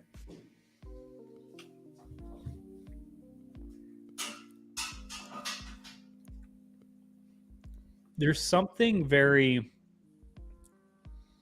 I don't use this term because I don't understand it entirely, but it's almost like effervescent. Yep. No, it has that tingly bubbliness. It's like umami. It's I guess that's likely the hazmat. That's my brain cells dying. Yep. Bye. Oh wow. It's spicy, sweet, fruity. Honestly, all of these ones are very balanced. Like, the least balanced of the samples you sent me is the Port Night Rises. And I think that's really good because it leans heavily into the port. So it's a little bit less balanced because of that, but it leans heavily into the port. So I'm cool with that. Like, that's a huge win. Yeah. But all these other releases you have, they're incredibly balanced. In their own way. It's either like for example, like the cognac, it was very like, oh geez, I'm trying to remember how it was. I remember going like sweet and savory. There we go. Sweet and savory. That's how it was. Yeah. I've had a little bit too much to drink at this point. Too much? No, you're still conscious. No. Too much to be live streaming. Okay, fair enough. Oh my gosh. This is incredible. Man, I should have bought a bottle of this. What? Yeah. What did you do, Steven? You fucked up, Steven. Now I gotta wait a year. Yep. And here's the other thing: it won't be an old Dragon Bones if it doesn't go hazmat. It'll just be Old Bones. Mm-hmm. Elder Bones. Yeah, it'll just be called Old Bones. So, so Joe, because we're a club, and that's how I have to do it legally that way. It has to be an exclusive membership. You can sign up for the site. You'll get information, but you won't see any of the single barrels until you actually become a member. And then you'll see it like on the top right, it'll pop up. It'll say single barrel. You can click there. You can see what we've got. And right now, I think up there is the Port Night Rises, Friday at Fred's, and then the 2-pack. I think that's, and the one Old Dragon Bone special edition, which is really expensive. And I hate that it's really expensive, but it is. I mean, I put a lot of work. It's got special glasses. I had that charm made, boxes made. I don't know if you guys have seen all that stuff, but I put, it was, I only did 15 of them. I wanted it to be really special. Yeah, I mean, you got to cover your costs on that stuff, and sometimes weird, limited, like single runoff things just cost so much more than you anticipated. Dude, that little bracelet, I had those handmade in Italy. Those were like $45, $50 a piece. Yeah, it's I like only had 15 of them done. Yeah, it's like renovating anything in your house. You're like, it's gonna take like $50, and then suddenly you're like $150, like 3 times more than you anticipated or wanted to spend, and you're like, at least it looks good, right? And like the bottle's already $150, so wood costs expensive, glass, especially really good quality glass, like an Asian or neat glass. Did you see those glasses? No, I haven't seen them. I'll show you. I got them right here. But like the Asian or neat glasses are probably my favorite, just general like non-Glencairn glass, and those are like $20 a piece, and they're well worth the $20 a piece. I mean, at least in my opinion. Again, my opinion means whatever it means to some people. So here's the box, right?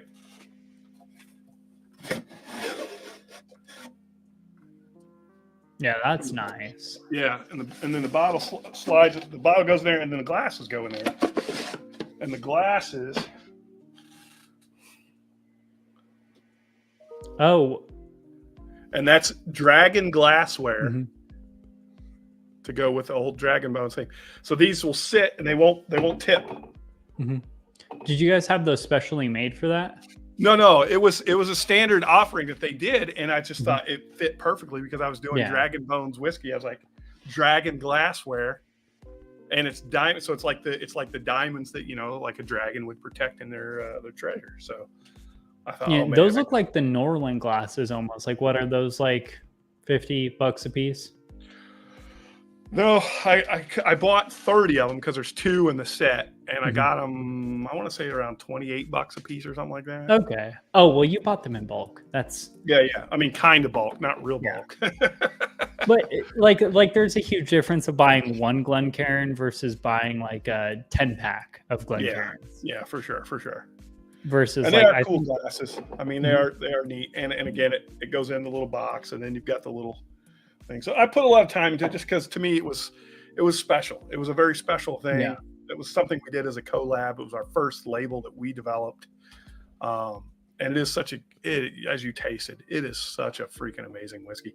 And as good as that is, I will tell you that 148 is just a little bit better. The palate is a lot more complex than what you just had. And that's going to be next year's release? No, that one. So here's what it did, though. I told you I drilled through the barrel, right? And I had to get down to the bottom third. Yeah. That only yielded 60 bottles, roughly. The total yield out of the 2 barrels was 125 bottles. So what I did is I took 15 from the higher proof of the 2 barrels and made them that special edition. Mm-hmm. And then the rest was blended together to make the 147.2 of the 2 barrels. Okay. I mean, either which way, like, this is an exceptional whiskey. Like, everything we've tried tonight has been good. This is great. Like, this is that little, like, tiger from the Frosted Flakes thing. You're great. Like, this is This is a once in a lifetime kind of whiskey. Like out of all the whiskeys I have on my shelf, I'm just looking at them right now. Obviously, there's a bunch of different flavor profiles, so it's kind of hard to compare like apples to oranges in the sense of like you can't compare this to an American single malt or a Scotch or like a very heavily aged bourbon. But like out of all, I mean, I only have one other Canadian rye, but this claps that, and it claps all the other ryes I've ever had. Sorry, Sagamore Spirits, I still love you, but it is what it is. Good stuff, man. Yeah, them and Elijah Craig are like probably my biggest brands in themselves. Like just because Sagamore Spirits does like some weird, they do different stuff, so I buy all of their stuff. I haven't done their tequila finish stuff or anything like that because I'm scared to do that, but like whenever the sherry finish one hits my market, I'm buying that without hesitation. Yeah. I like that stuff, but like that doesn't compare to what you said, 16-year-old aged Canadian whiskey. Yeah. Double oak, by the way. So it was 16, double oak. 16 years in Canada. And then we put it in a number 4 char new make barrel, a new barrel. And then that's when it became hazmat. It went in at what, 136 or 135 or something like that. Yes, and how Joe. long did it stay in that barrel? 8 to almost 9 months. Oh, so Diet Mountain Dew is my palate reset. Diet Doctor. So, real question, completely off topic, or I mean, kind of on topic. Diet Mountain Dew. Have you ever mixed it with whiskey? Because I know Mountain Dew was originally created to be a mixer. Mm-hmm. What are your thoughts?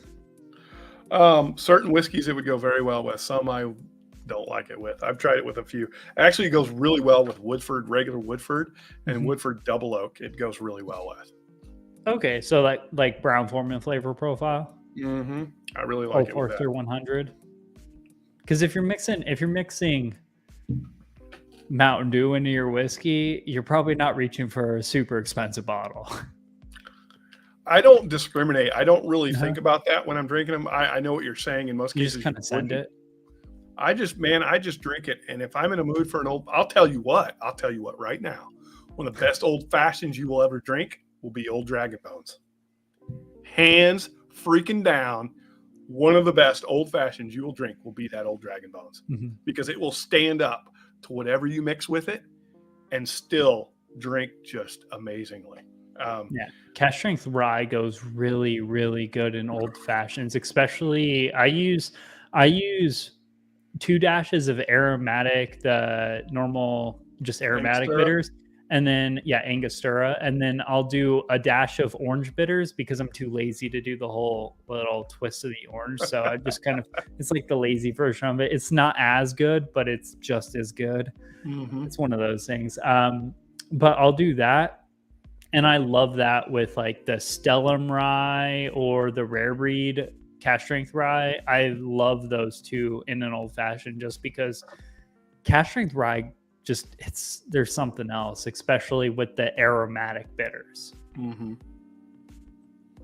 Yep. And I will tell you honestly and truly, Old Dragon Bones old fashioned, hands down, the best old fashioned I've ever had. Hands down. And I've had some really good ones. Yeah, I'm sure you've had way better whiskeys in your life than I have. It just stands up, and it stands up like proud. Yeah,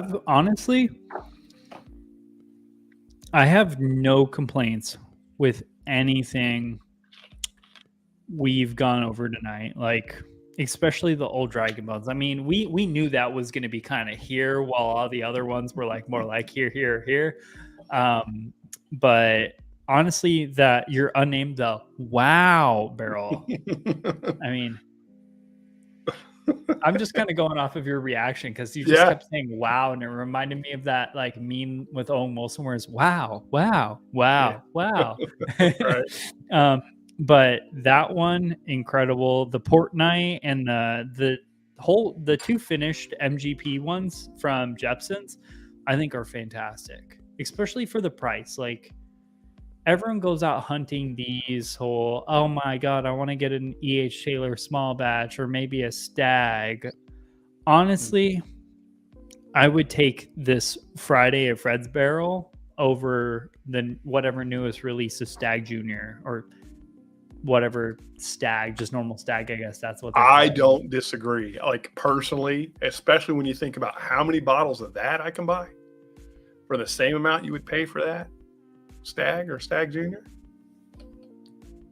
No doubt. Mm-hmm. You could buy a case of 12 bottles of that freaking cognac finish for what you'd pay for secondary on a stag junior, or a GTS would be 2 or 3 cases. Yeah, I've never understood that. Like, I can imagine wanting those rare limited stuff, but if it's like double MSRP, I just can't abide. Like a stag, I think I draw the line at like 100. Mm-hmm. Because I just can't imagine it's going to be much better than that.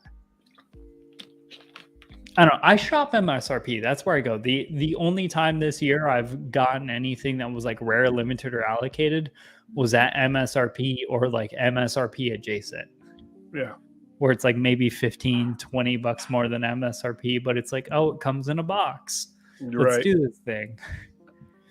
That's just me though. I would much rather spend the extra 15 bucks to get it shipped from, say, like you guys or other like online retailers, because honestly, outside of Old Dragon Bones, just because I was intimidated by the price. I regret it now, but I was intimidated by the price because it was a lot, and I've had 14-year-old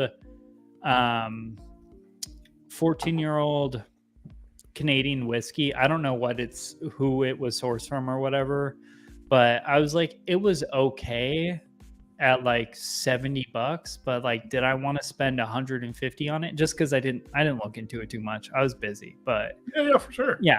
But outside of that, every bottle I've bought from you all since then, fantastic. And these 2 finished ones that I've already bought, all in on. And you can vouch for me. That's not me just saying, I like you guys to kind of gas you up or, make you look cool in chat or whatever. I legitimately threw my money at that already. Yeah. And I'll be honest, man, if I'm putting out something and it just doesn't hit, I want to know about it. Like, I don't want to sell whiskey that people aren't raving about. If you're not raving about it, I didn't do my job at least on the Authors Guild side. The commercial side, something else entirely, right? That's a whole nother market, a whole nother way to approach it. But the stuff that goes through the Authors Guild, if it doesn't blow your freaking shoes off your feet, then I missed it for you. And It's not going to do it for everybody, and I get that. But I want it to do it for as many of the members as possible. And again, that's why I limit the membership to only 200. I will never do more than 200 on the Authors Guild. I just won't do it. Because I don't want to get to that point where I'm releasing barrels and people are pissed because they can't get bottles. Mm-hmm. Yeah, you want everyone to at least be able to get a bottle, maybe 2 if they really want it. You figure 75% of your membership is going to buy a bottle, and 60% is probably more accurate. 60% of your membership is going to buy it. So that's 120 people. An average barrel in a single barrel situation is probably about 180 bottles. Mm-hmm.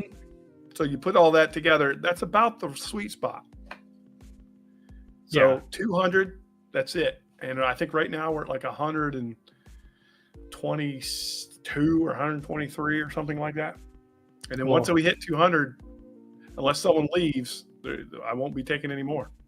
Guys, get in there soon before, it all closes up, because, every single one of my subscribers, which is now like 900 and something or whatever, is going to go freaking check them out and likely subscribe and sign up for the club. So, do it. All right. Shameless plugs over. Steven, what are the odds you mix a bottle of Sagamore rye with Buffalo Trace? I'm not about that. I'm not a huge fan of Buffalo Trace. Like the standalone, just Buffalo Trace. It's a little grainy, or not grainy, but like Shane, have you ever gotten the almost like, it's not weedy or grainy, it's more of like kind of, shit, I don't even know how to describe it. It's just like kind of like a grainy note on Buffalo Trace. Not like youthy grainy, but just I don't grainy. know that I get grainy per se. What I get off of it is, to me, it's just thin. Oh, you know, grassy. That's my note. Yeah. Sorry. Grassy. It's a little grassy for me. Yeah, it's thin. There's not a finish, but caveat: those single barrels, those store picks, some of those are freaking amazing, and they're really, really, really good at a really good price. Yeah. That's the thing. If you can get them at retail, which is $20, $20 to $30 for a 750 of Buffalo Trace, those are kind of hard to. Same with Eagle Rare, right? Eagle Rare picks. There's some that are turds, but most of them are really good, and then some that are like amazing. At $30, $33 for a bottle, dude, I am all in. Yeah.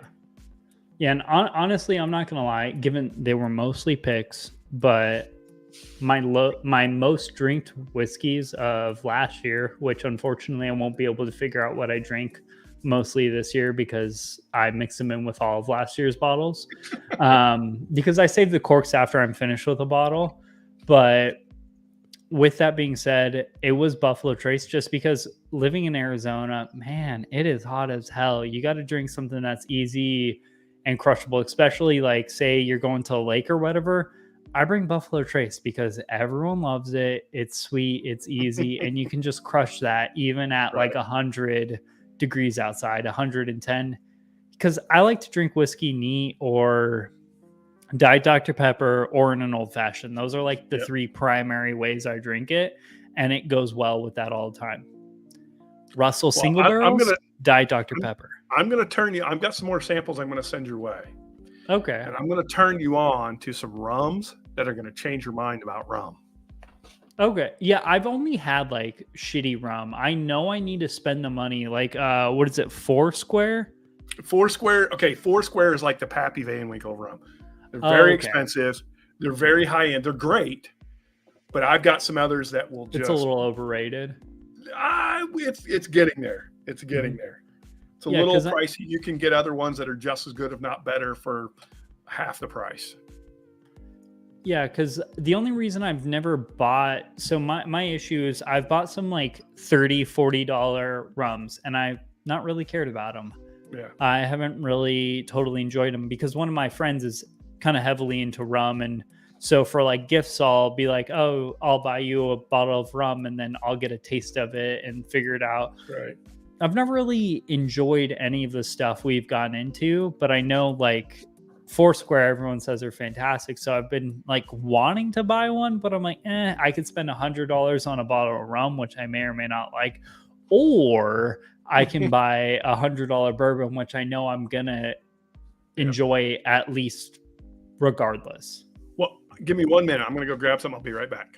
Okay, I will. Man, got Chart's face up there. All right, chat, what the heck is up? I'm gonna start entertaining chat. Are you guys tipsy yet? 110%. No, I'm a little tipsy, not gonna lie, but the show's also called Tipsy Whiskey Shenanigans, so let's fucking send it, brother. Yeah, the wife hasn't even gotten home, so she can't get mad at me for this. What are we drinking though? Seriously, I have a whole shitload of whiskey in front of me, and at this point I've lost track of what's what, but ooh, that's Calumet 15. That's good. I like that a lot. Honestly though, I know I'm trying to, or no, I'm not trying to. It kind of sounds like I'm gassing up Storytime. Dude, all these have been fantastic. All these bottles have been fantastic. So I strongly do encourage y'all to check out Storytime. And if you haven't done so already, you should check out the Jepson's twin barrel picks. I think they still have those out there. Really, really cool. Like they're your average just MGP 5-year-old single barrel, which they're at that average price. So they're kind of to be expected, but They're like barrels that were right next to each other at the same time. And it's kind of fun to tear apart the differences between the two.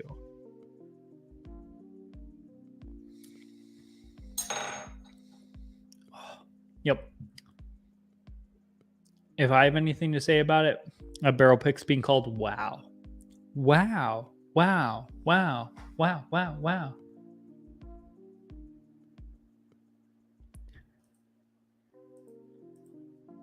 What are we all drinking though?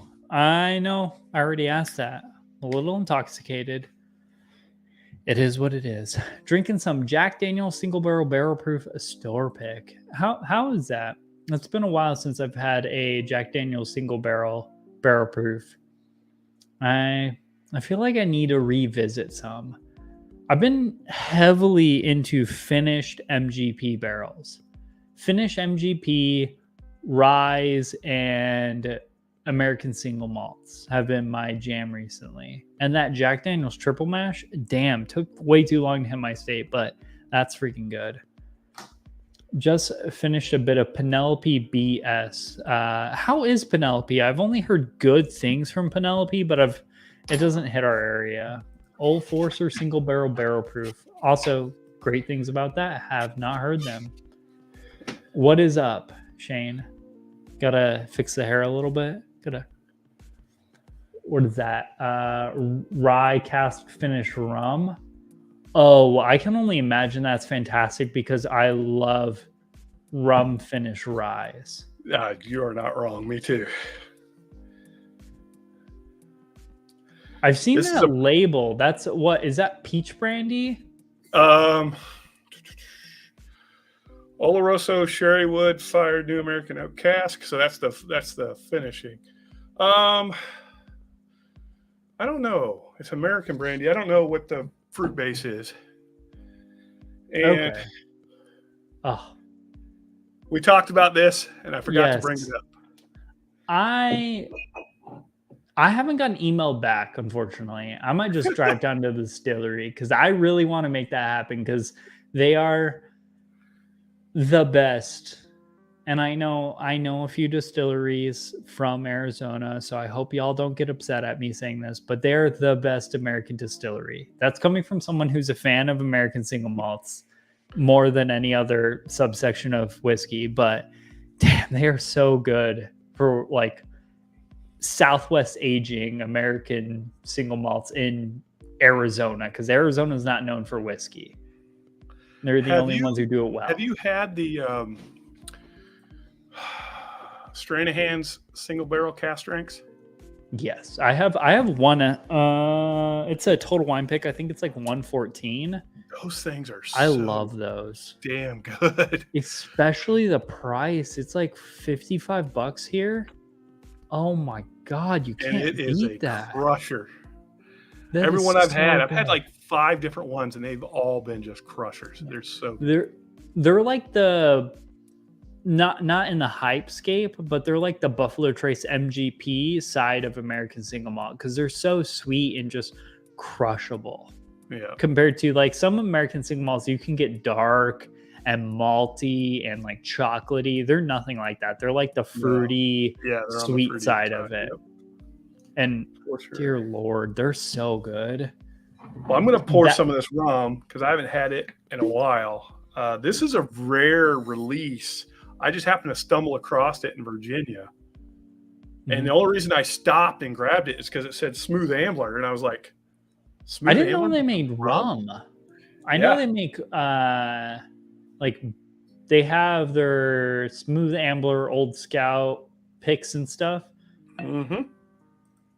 This, my friend, is really good. Ryan, go for the JD triple mash. Triple mash is where it's at. Don't go for the Benchmark Full Proof. Benchmark Full Proof is garbage. Oh my God. This is like Bananas Foster. So compared to just a general whiskey, like is it in the same kind of like bloodstream or like same when you get into these higher end, you get into higher end spirits like this, especially these cask strengths like rums, this brandy, You drink them just like you do a good whiskey, neat, and they are the same thing. You get these crazy palates that are just a ride that you can sit there and chew on. You can enjoy it for a long time. You don't have to sit there and shoot it, or it's just so good, bro. Just so good. This thing. So this one, here's the crazy thing. If I remember right, this one, the youngest rum in this batch was barreled in 1990. Oh shit, that's old. The youngest rum. That's pre-World War II. But it was bottled. I think this was bottled in 2016. So it was like 26-year-old rum was the youngest rum in this batch. And it's just unreal. And it's not a huge hitter, like proof-wise. It's 99 proof. So it's not like this monster. But man, is it good. Yeah. Man, you make me want to go out and buy. Legitimately, this week or this month, we're 6 days into this month. I've already spent double my budget for whiskey. Just because I walked into Total Wine and I was like, this is my whole video tomorrow, which I guess I'm killing content for saying this, but I don't even give a shit anymore. I spent double my budget of whiskey in 2 stores last Friday because I just walked in casually. I had a Friday off, and I guess distributors like to drop shit on Fridays. And I was like, oh, I'll take that. I'll take that. I'll take that. I'll take that. And at the end, I was like, well, here's my credit card. And then, we'll deal with that at the end of the month. Man, I want to go buy some expensive rum. I'm going to send you out another flight. Okay. You knew what you got there. The next one you won't know. Blind. Like, it'll be blind. Like, I'll tell you what's in there, but you won't know which one's which. Okay. And then you'll have to tell me, is it a rum? Is it a rye? Is it a bourbon? Ooh, I like that because I feel like I'm going to call a rum a bourbon because usually I go off of, I'm used to the whole rum or rye or single malt because I can tell the difference between spice, maltiness, or like sweetness. But I feel like the difference between a rum and a bourbon is going to be a little nuance that I'm not used to. Yeah. Well, I won't send you this one because this one you will be able to tell. Okay. But I've got some others. I've got some Foursquare, and I've got a couple other ones down there that'll just blow you away. And I will throw this in there too. And my guess is you won't be able to pick that out of the group either. You're going to think that's a rum. Okay. Not a rum. You'll think it's a bourbon. It's so freaking good. Yeah, Joe says send some to those bourbon guys. Why don't? Yeah, I mean we can set this up. We can do like those bourbon guys story time. Yeah. Tipsy whiskey shenanigans. I mean, I'm pretty much live streaming solo for the next 4 weeks. So did you say he's moving back? Yeah, he's moving back to the Phoenix area. He lived in Tucson. He moved for a job, and then he found I think it was a mix of not poor planning because it kind of happened as he anticipated, but it was a mix of just like the plan, and also he had a kid, so life's just easier having a reliable and consistent backbone or like a family element you can lean on. And both their parents lived in the Phoenix area, so they would always just drive up here. So at that point it's like, hey, why don't we just move back to Phoenix? When did they move to Tucson? About a year and a half ago. Okay. Yeah, so not too long ago, but yeah, they're moving back up. So you're gonna start seeing Alec in about a month or so, and you'll probably likely see him a little bit more on the channel than you have the past year and a half. I don't want to, speak before shit happens because who knows what's going to happen, because obviously he has responsibilities that matter way freaking more than this YouTube channel with raising a kid. But we'll see. We will see. But yeah, we can for sure in that meantime do a whole those bourbon guys story time, tipsy whiskey shenanigans. I can send you some stuff. I mean, not really like anything I have is gonna blow you away, but it could kind of be like, hey, do you know your whiskey?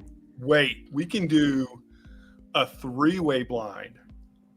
I'm into it. You send 3 samples to me and TBG.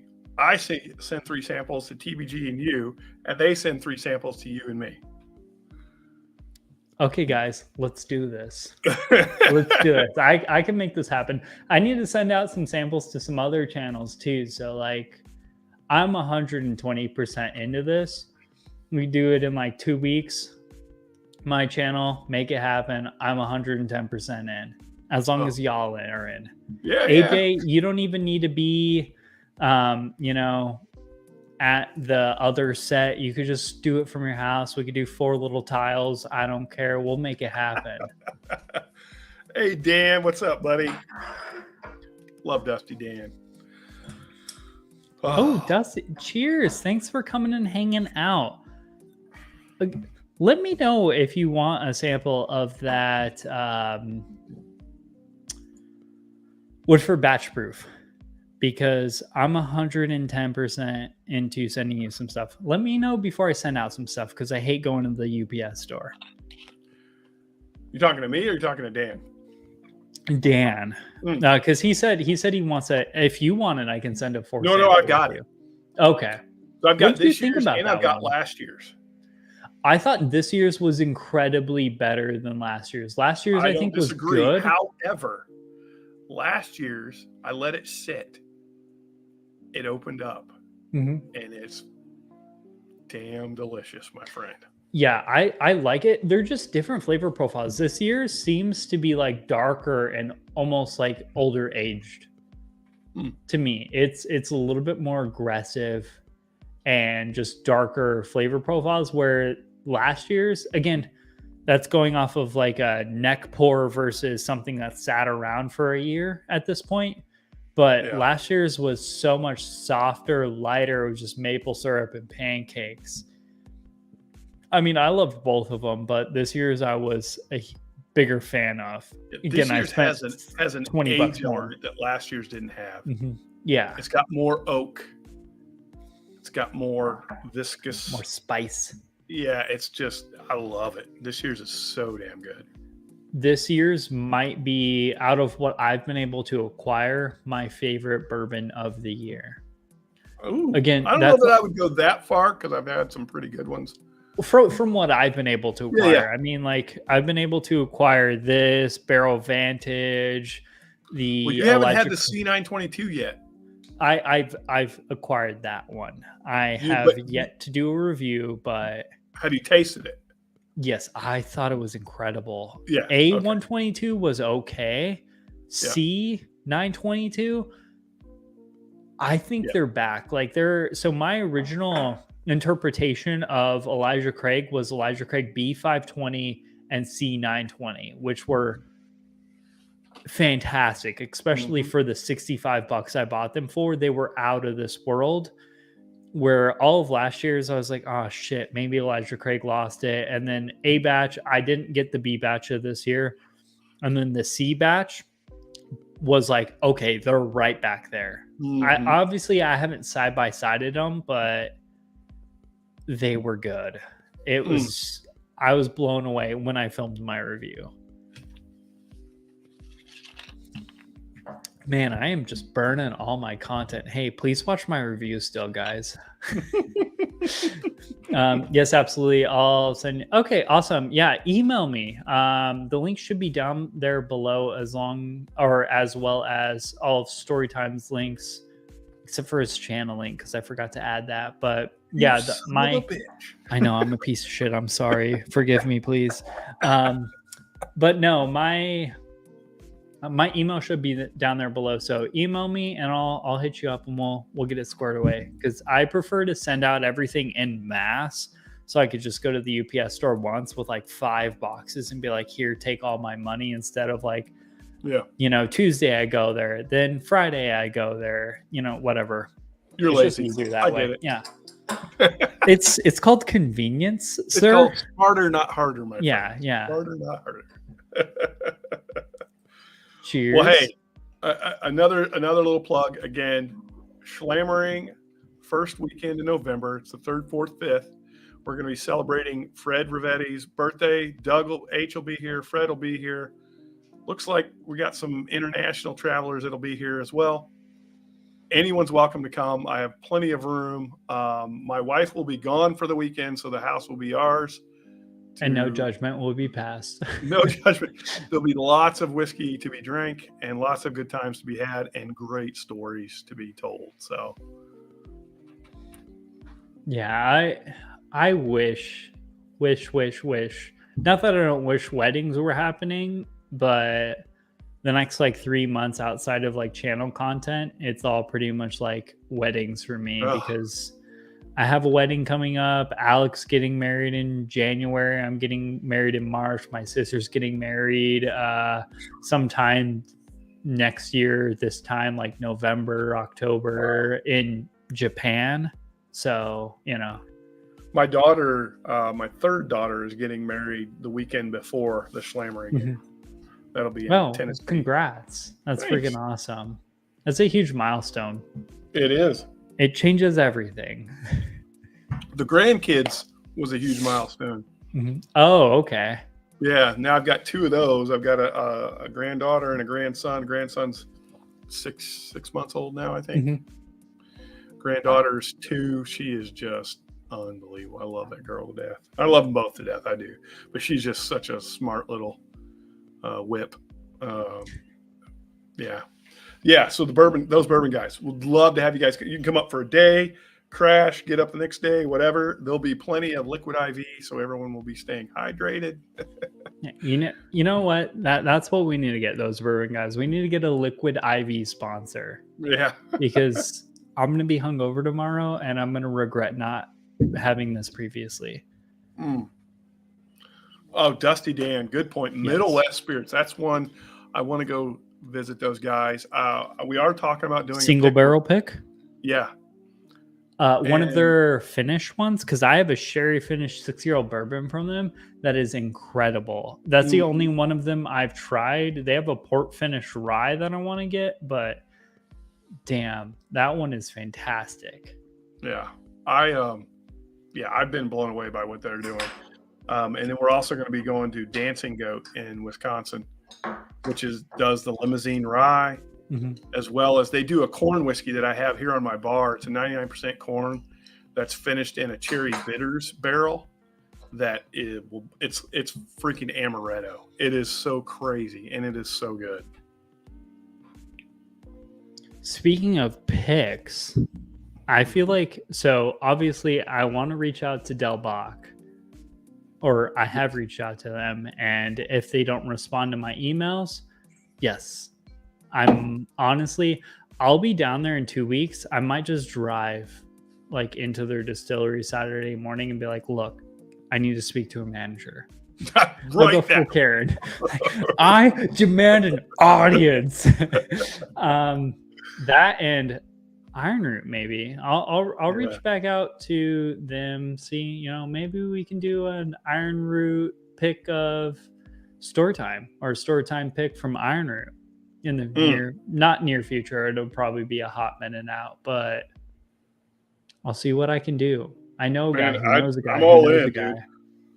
Like I said, I am all about highlighting these smaller distilleries that make great stuff that people don't know about because it's not got or it does not have the distribution in their area. That's, to me, is what makes the Authors Guild so cool, because I can go get those whiskeys and I can get those to you. Yeah, and that's one of those things I love. Like, so for example, this will highlight that. I've only heard incredible things about Starlight, and the only way I can get them here in Arizona is through you or Mash and Drum Box, or another like club or pick. But like, I mean, I haven't had any Mash and Drum picks. Oh, actually, I don't think you can. I don't think they ship to your area. So here's the difference, the primary difference between Storytime and most of those barrel clubs. Most of the barrel clubs partner with a retailer, and the retailer handles all of the logistics. So if they don't have licenses and agreements set up with the states that you live in, they can't ship to you. I, on the other hand, buy all of the inventory at the outset, and I handle all the hand deliveries. Mm-hmm. So I don't care where you're at, I will get it to you. And you don't have the burden of having to go through a retail site. It all comes through me. Yeah. Oh, well, that's awesome. Yeah, because so Arizona, I haven't met a distributor or like an online purchaser that's gotten in the way of Arizona per se. Usually my issue is like, so there's been a few distilleries that have reached out to us who I've been like, hey, I would love to get your stuff. And they're like, yeah, we won't be able to send it to you because you live in Arizona.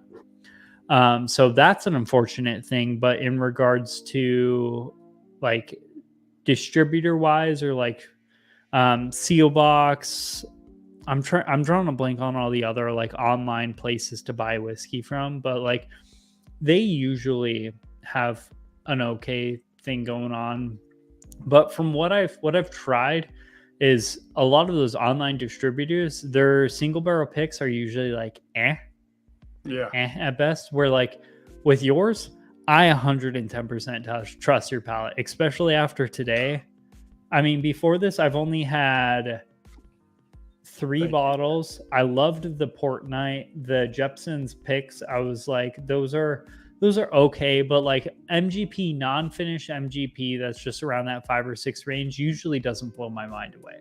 So I didn't really expect those to blow my mind away. I was like, they're probably going to be good, and for the price, I was happy with the purchase. Like I wasn't like, oh shit, I wish I didn't buy these or anything like that. But like those weren't life-changing or anything like that. But now, especially trying these next 2 picks, I'm like, these are incredible. And then this, I'm gonna speak it into existence. The wow barrel pick, the unnamed barrel pick, that is incredible. 7-year-old MGP.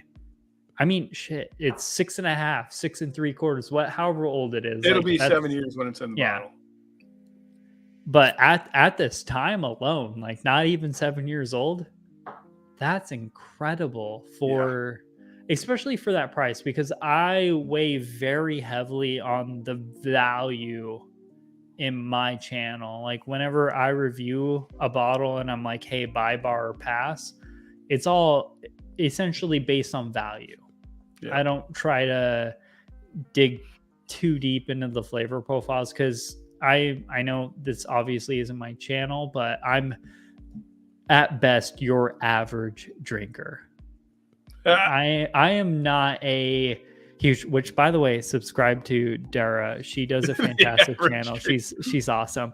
But like, there's nothing special about me. I don't have an amazing palate. I know how to make content and I enjoy making it and sending it to y'all. So that's where I'm at in regards to that. So there's nothing special about my palate or my ability to review whiskeys, but shit, I forgot where I was going with this tangent. No, I know exactly where you're going with it, dude. And you're right.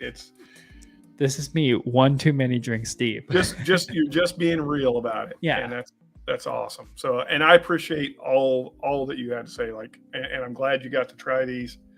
Like I said, the cognac and the port are out now for pre-order. Go check those out. I'm holding on to this one because I'm gonna savor this. The unnamed, the wow barrel. Yeah, this and the old Dragon Bones. I'm hanging on to those ones. This cognac finish one, because I'm not gonna lie, I've already killed the Port Night Rises one, but this you got a bottle of each of those coming. Yeah, so you don't have I got to be those coming. But I'm gonna be stingy with this unnamed one for a little bit because I'm telling you, that's good. That I would put that up against honestly and truly, I'd put up against any of the freaking Smoke Wagon single barrel special bottle releases, the Desert Jewel, the Elevator Batch, the whatever bullshit name he comes up with for him. He comes up with some really funny names that I love. I would put that up against them, and those sell on secondary for thousands of dollars. Yeah, like they go for $1,000, no problem. Secondary is crazy though. Yeah. Secondary is an unrealistic beast. That's just, it does not make sense. Mm-mm. Like Well, it's not the rational. value is not the whiskey. That's not the value. Yeah, I The guess that's money true. that people are paying is so they can go to their friends and they go, ta-da, I pull out Excalibur and we get to sit down and all get to share it, right? That's where the money's at. I'm not against that whole we get to sit down and share part. I'm just kind of against the whole like, hey, I spent way too much money for this bottle because I thought I would look cool in front of my friends. Well, let me put it this way, and I agree. I don't like secondary, but it is what it is, and it's a necessary evil in some cases. If you knew that a friend was really looking for something, let's say it was a special one-of-a-kind knife, and it was a 3-inch lock blade knife, nothing fancy, but it was special. It's made out of a special material. It was handcrafted, and it was like $1,000. And you came across it and you found it. Would you not want to buy that for your friend and give that to him just to see their reaction? Mm-hmm. It's the same thing with secondary on whiskey, right? When we're all sitting there hanging out and I pull out a George T. Stagg and slam that bottle on the table, I don't care how good the juice is inside of it. None of that matters. What matters is I just broke out something that everyone has an acknowledgement of and a respect for, and we all sit there and enjoy it, and it causes all kinds of great conversation and interaction. And that truly is the heart and soul of Storytime Distillery. The best stories are shared with friends, and that's what it's all about. And how do you put a price on that? Yeah. You see, those are the moments that I'm like, hey, those are worth anything, because that's the only true, real side that actually like impacts the world. Like, yeah, it's cool having, because at this point you have like 350 bottles. I have like 150. Like, that's cool and all, and it's cool to like bring in friends and be like, hey, here, try this. But it's not them trying the whiskey or the whiskey itself that's like fun. It's the hanging out with great people, enjoying a solid pour, and just conversating, and just like, I think last time Alec was over, we drank a shit ton of Wild Turkey 101 and some chicken cock. I love 101. Yeah. And like, I love 101. 101, it's $20 a bottle here. It's like $19.99. Chicken cock, I just recently got those bottles, so we tried those. Those are significantly overpriced for what they are at $65. So there's nothing exceptional or special about those pours. There's nothing mind-blowing about those. And I wasn't even proud of those. I was like, hey, dude, you haven't tried these. You should try these. That was all that those pours were. But it was just a conversation, us hanging out for 2 hours, waiting for his fiance to come pick him up. That was just, it was fun. It was exceptional. It was what all of this kind of really, truly means in the end of the world. Sorry, my pup. Is that your dog? That's one of them. This is Quinn. And her brother Harley is right over there. So it's Harley and Quinn. Come here, Harley. Love the Joker references. Look how cute, girl. Oh, super cute. We're fighting over a ball, which is always fun. Yeah, it's it is that experience, and it's hard because we as consumers, we know that, or we're told that, like BTAC, right? So BTAC, we'll say $125 to $130 a bottle is SRP. So then when we walk into a store and we see a bottle and it's sitting there at $1,500, it hurts, because you're like, I know in my mind I've been told that that's only a $130 bottle, and these guys are gouging me, and they are. However, there's a limited quantity, and that's just how supply and demand works. Oh yeah. And so you got to sit there and go, hey, is that bottle worth me spending $1,000 so I can share it with my friend, which will give me a priceless experience with my friend? Or do I walk away from it? And I'm not telling anyone to spend secondary, because I hate secondary. These old Dragon Bones were showing up in Chicago secondary for $350, and that pisses me off, because it's supposed to be for our club only at 150. And when I hear they're on secondary, it's like, that kind of defeats what I was trying to do. But I get it. It's a good bottle, and it has a great impact when you share it with somebody, just like you and I did earlier. Like, you got to take something and you were like, damn it. I'm going to baby this 1 ounce sample. That's how little I poured, because I know I'm like, you're toasted at this point. So like, let's not dig deep. We're going to try that a little bit later on in the week and see how it is. Well, I'm glad you got some left, and I hope you enjoy it. I know you're going to enjoy that cognac and that port when you get those bottles. Oh yeah. And I'm looking forward to you sharing those with your buddy, and doing a review. Yeah.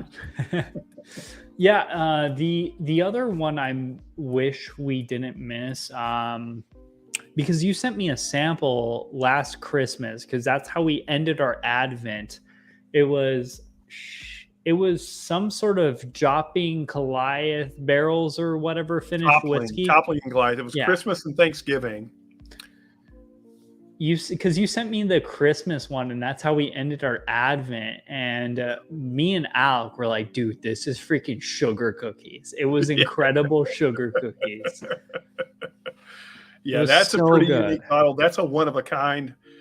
They did several barrels of that light whiskey in a Toppling Goliath barrel, but that particular barrel just had a heavy amount of the chocolate and the caramel. Like, it, to me, it was like caramel brownie batter. It was just so rich and so good. And it's horrible with a cigar, by the way, because there is which is unfortunate. It is. Now, the other one, Thanksgiving, is probably one of the best cigar I've ever had. Like, it is so freaking good. But the Christmas one, there's no room for anything else on your palate. Yeah. It just consumes everything. And I absolutely love both those. Well, this year I'm releasing another Christmas and Thanksgiving, but it's coming from a different place. It's Backbone Bourbon. So it'll be MGP Bourbon and MGP Light Whiskey, which the others were MGP Light Whiskey and an American whiskey, NASA Family Reserve finished. Which doesn't NASA source from MGP? Yeah, they do MGP as well. Yeah, so it's another MGP. It is, but they also MGP blend adjacent. stuff in there too. Okay. But Backbone, it'll be a 95.5 rye finished in a Russian Imperial Stout. And then it'll also be, and that's a 7-year light whiskey. And then it'll be a 5-year bourbon finished in the Russian Imperial Stout barrel as well. Those barrels, I can't remember where those barrels are from. They're either, I don't remember. I think it's either Breckenridge or Abraham Bowman. I can't remember. The last pour that I had from those, because we pull samples every about 6 weeks or so, it's so it's going to be ready for the holidays. I'm working with Nolan now to get those done. Those bottles are going to be fan-freaking-tastic. Yeah, all I'm hearing from this is I need to stop spending money on like random whiskey here or there, and I need to start saving my money for those picks. I'm not going to tell you not to some go other out and ones. buy those, but I'll tell you don't want to miss what I'm going to release. Well, if I have anything to say from last year's Christmas release, I wish I had a bottle, just like Sexual Chocolate and the other Driftless Glenpick. Kingslayer. Like, oh man, I came too late to the show because I came in, I would say late 2021. Like, I probably could have gotten Christmas, but I think I just joined it and I was like, I don't know about buying that pick. It's also Christmas time, so presents are expensive. Right. Well, I'm excited to get those out as well. And again, this port finish and this cognac finish, I got a ton of cognac. So That You is guys, the best cognac finished whiskey I've ever had. bro, I'm right there with you. And I've had some massive hitter unicorn cognac finished bottles, and I think this one beats them. Yeah. I have 120 proof cognac finished rye from Sagamore Spirits, which I freaking love Sagamore Spirits. And that's a phenomenal bottle. I like this one better than that. Wow. I mean, from memory, they're priced relatively appropriately. I think that one's like an $80 bottle. This one's what you said, 70 or 70 so? will be the retail. Yeah, I think you guys can get it for 65 if you buy them both at pre-sale. Either which way, like that's the only one I can think of that like comes close to it. That's a cognac finished one. Like I'm not even gonna compare the Starward or Starlight. Jeez Louise, I am intoxicated. Starlight cognac one I have. Like that's it's so balanced. It's rare to find something that's finished that is balanced. Yeah, you're right. And like I don't know if this is my OCD speaking or something like that, but balanced whiskey is like it's just so perfect. I love when the flavor profile is when it's not too heavy-handed on one end and all just dances very evenly back and forth throughout the whole like duration of the pour, or like one side's not too aggressive. And I do from time to time enjoy those super aggressive flavor profiles, like freaking Elijah Craig Barrel Proofs. They're always 12-year-old dark and aggressive flavor profiles more often than not. Like those aren't, I would not call those balanced pours. Yeah. But all of these are incredibly balanced. And there's something that's just beautiful about a whiskey that is so balanced. Just like last live stream, I tried Iron Root. It's the one that they finish in peated barrels. And it is incredible because it dances in between that whole like Iron Root corn whiskey bourbon, and then like that semi-smoky but also like sweet. And there's just something so beautiful about that dance it does. And all of these ones, the only one that, so Old Dragon Bones didn't really dance. It was a little bit more aggressive, but also you're drinking a hazmat shit. So what did you expect there? And the port night is a little bit less balanced because it goes kind of heavy on that whole port finish. But this unnamed single barrel and that Friday at Fred's pick, the cognac one, so balanced with what you got working. Obviously they're two wildly different pours because one's more cognac heavy and one's just a traditional bourbon, right? But they're all so balanced. I agree, and that is kind of what I look for. I really want that kind of complete palate package. So yeah, it's the unfinished cognac finish, Craig. The wow pick. Yeah, wow. No, he's talking about the cognac. So Marty made a Marty made. Oh, was that like Friday at Fred's? Yeah, exactly. You made a gaffe, and Greg's bringing it up. So. That happens. Man, I am super more often excited than not. you liked them. I hope they exceeded your expectations. And Yeah, I can't wait for you to get the bottles and actually do like a full review. I'm excited to see what you have to say. Yeah, I thought the port night was going to be my favorite going into this, outside of Old Dragon Bones, because I knew that wasn't even going to be comparative. Right. So, but I am blown away by this cognac finish because I've never been heavily into cognac finish. The only cognac finished whiskey I have that I was blown away with was my 33-year-old Craig Isle that my stepdad purchased for me like a year ago. Yeah. Because, well, it's a semi-peated cognac finished scotch, and it is 33 years old, and it is it's like the Old Dragon Bones. It's a once in a lifetime kind of like, that's a $300 bottle. Like it's just on its own plane. Yeah, it's you can't compare. Once a whiskey goes over like $100 nowadays, or maybe even $150, because nowadays the whole price points is getting a little crazy, but like it's hard to compare other whiskeys to them because usually they're just like, oh, hey, this one lives over there and this one lives over there and this one lives over there. Like they're just not comparative. Like a lot of that stuff up there, that's like especially right here-ish. I can't compare any of those to each other. Right. Because they're just in their own category of like the best of that subsection that I've tried. I like that. Yeah. And this one, if I had a bottle, it would be there. Yeah. Which one's that? The old Dragon Bones. Yeah. Yeah, because it's a unique one. Wow. But I'm getting that next year. Next year. Yeah. Next year's my year. You got to cap, just cap the memberships at time now. So I have a for sure purchase of that bottle. Okay. Well, I think we put 3 barrels or 4 barrels worth down about a month ago. So there'll be a lot more available. Okay. And actually you'll be able to get them commercially through Backbone as well. But they'll be a little limited on, because we're going to split the yield essentially. Yeah. So where you did what you said you did about 140 this year? 125. 125. So to be kind of, you'll get maybe more like closer to 200 and you'll split it 100 like even. 250 to 300, something like that. Okay. Oh, sweet. So you're getting a little bit more yield with these barrels, it appears.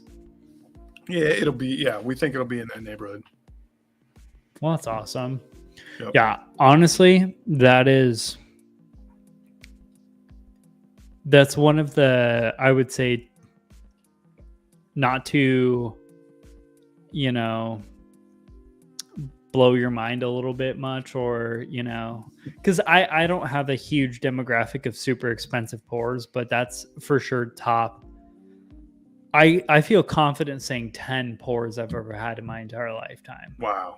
Because it's so different. Especially, I can definitely tell that 8 months that it spent in the US in a new charred oak barrel, like that's very prevalent in that. When you mentioned that, I was like, oh, that all starts making sense. That's why it's so much different from the 14-year-old Canadian rye I have had previously, because that Canadian rye was like 130 proof. So it's like not too far off in proof points. Right.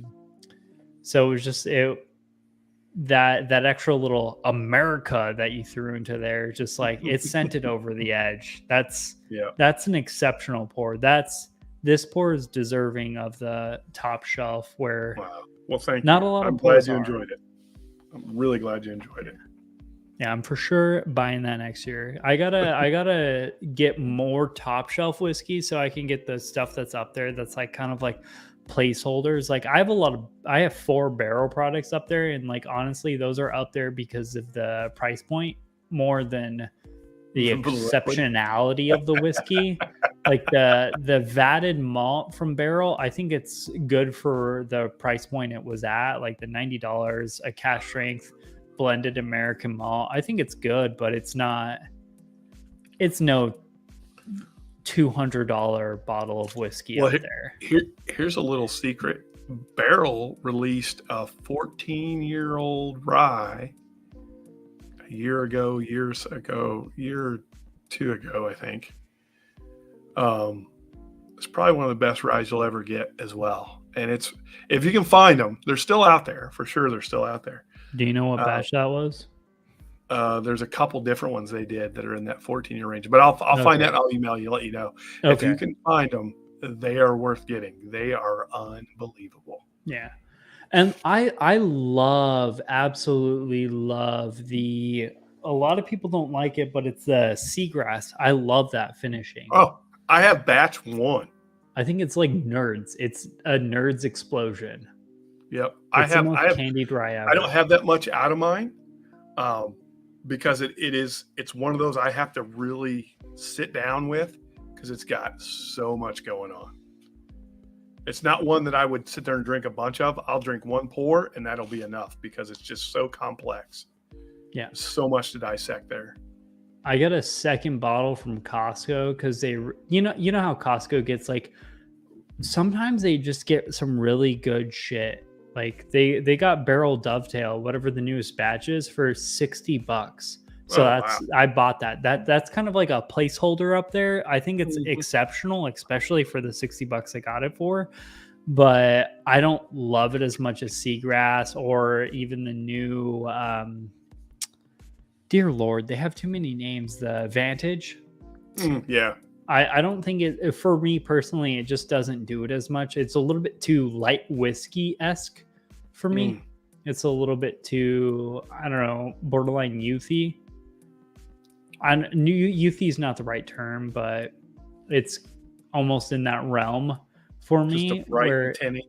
yeah, it's a little bit too bright, I guess, would be a good term. But for $60, that's phenomenal. Yeah. Phenomenal. But it's not as good as all their other products, according to me. According to you. Yeah. It's your channel. So My it can only be opinions. according to you. I like to say that sometimes, where it's like, according to my opinions, because sometimes people, I'll see so many chats all the time where it's like, you think this, you're crazy. And I'm like, well, yeah, I guess. Like,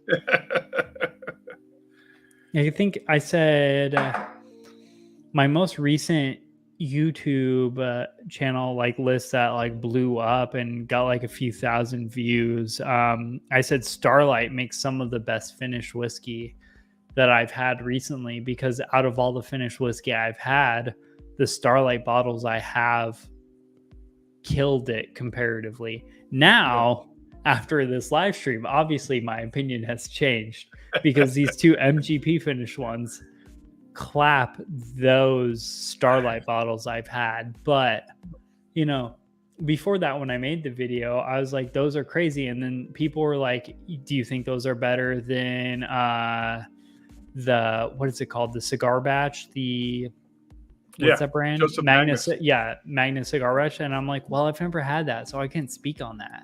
So like, I can only speak one from of them what that I've had. that's one of them that has been blinded against this cognac finish.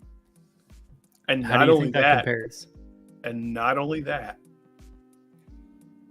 it's one of the most notable cigar batches out there. Mm-hmm. Batch 58, which is called Darth Vader, was blinded against this. And on the nose, the cigar batch wins, but on the palate, this cognac finish wins. Mm-hmm. And you're talking $180, almost $200 bottle that on secondary goes for $300 to $500 is getting beat by a $65, $70 bottle.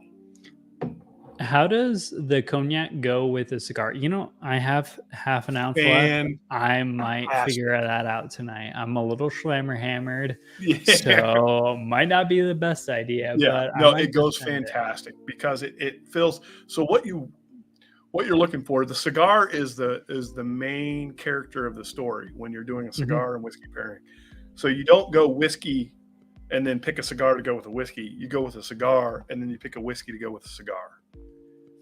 That's the way you want to go about it. So the reason why those cognacs do so well with a cigar is they have a sweet palate, and a cigar never gets sweet. Like there's light hints of sweet, but it goes smoky, ashy, dark, deep, where this comes in at that savory sweetness on that low level.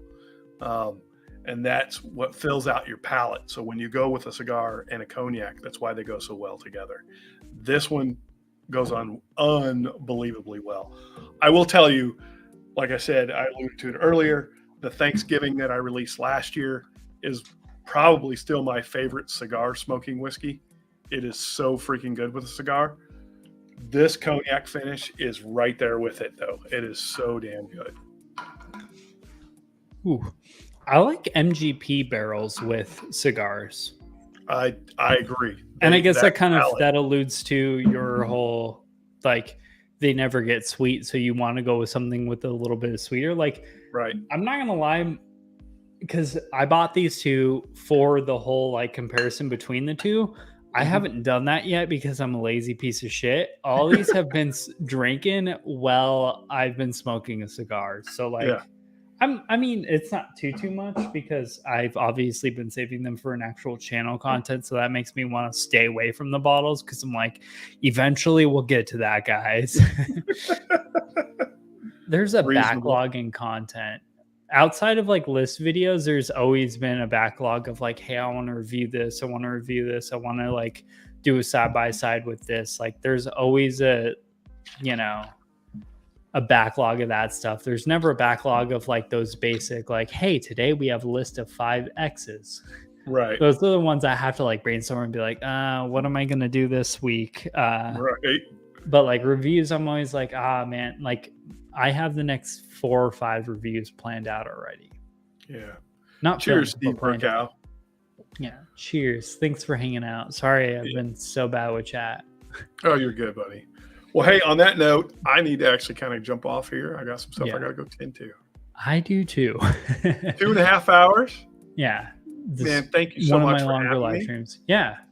And hopefully we'll be able to plan the 3-way Yeah, in with the the bourbon future, guys. because that would be fun, like a little, 3 samples, or I guess it would be 6 samples each, kind of blinding, figuring out where things are. That would be fun. I think that's a fun idea. So we'll for sure get that moving in the future.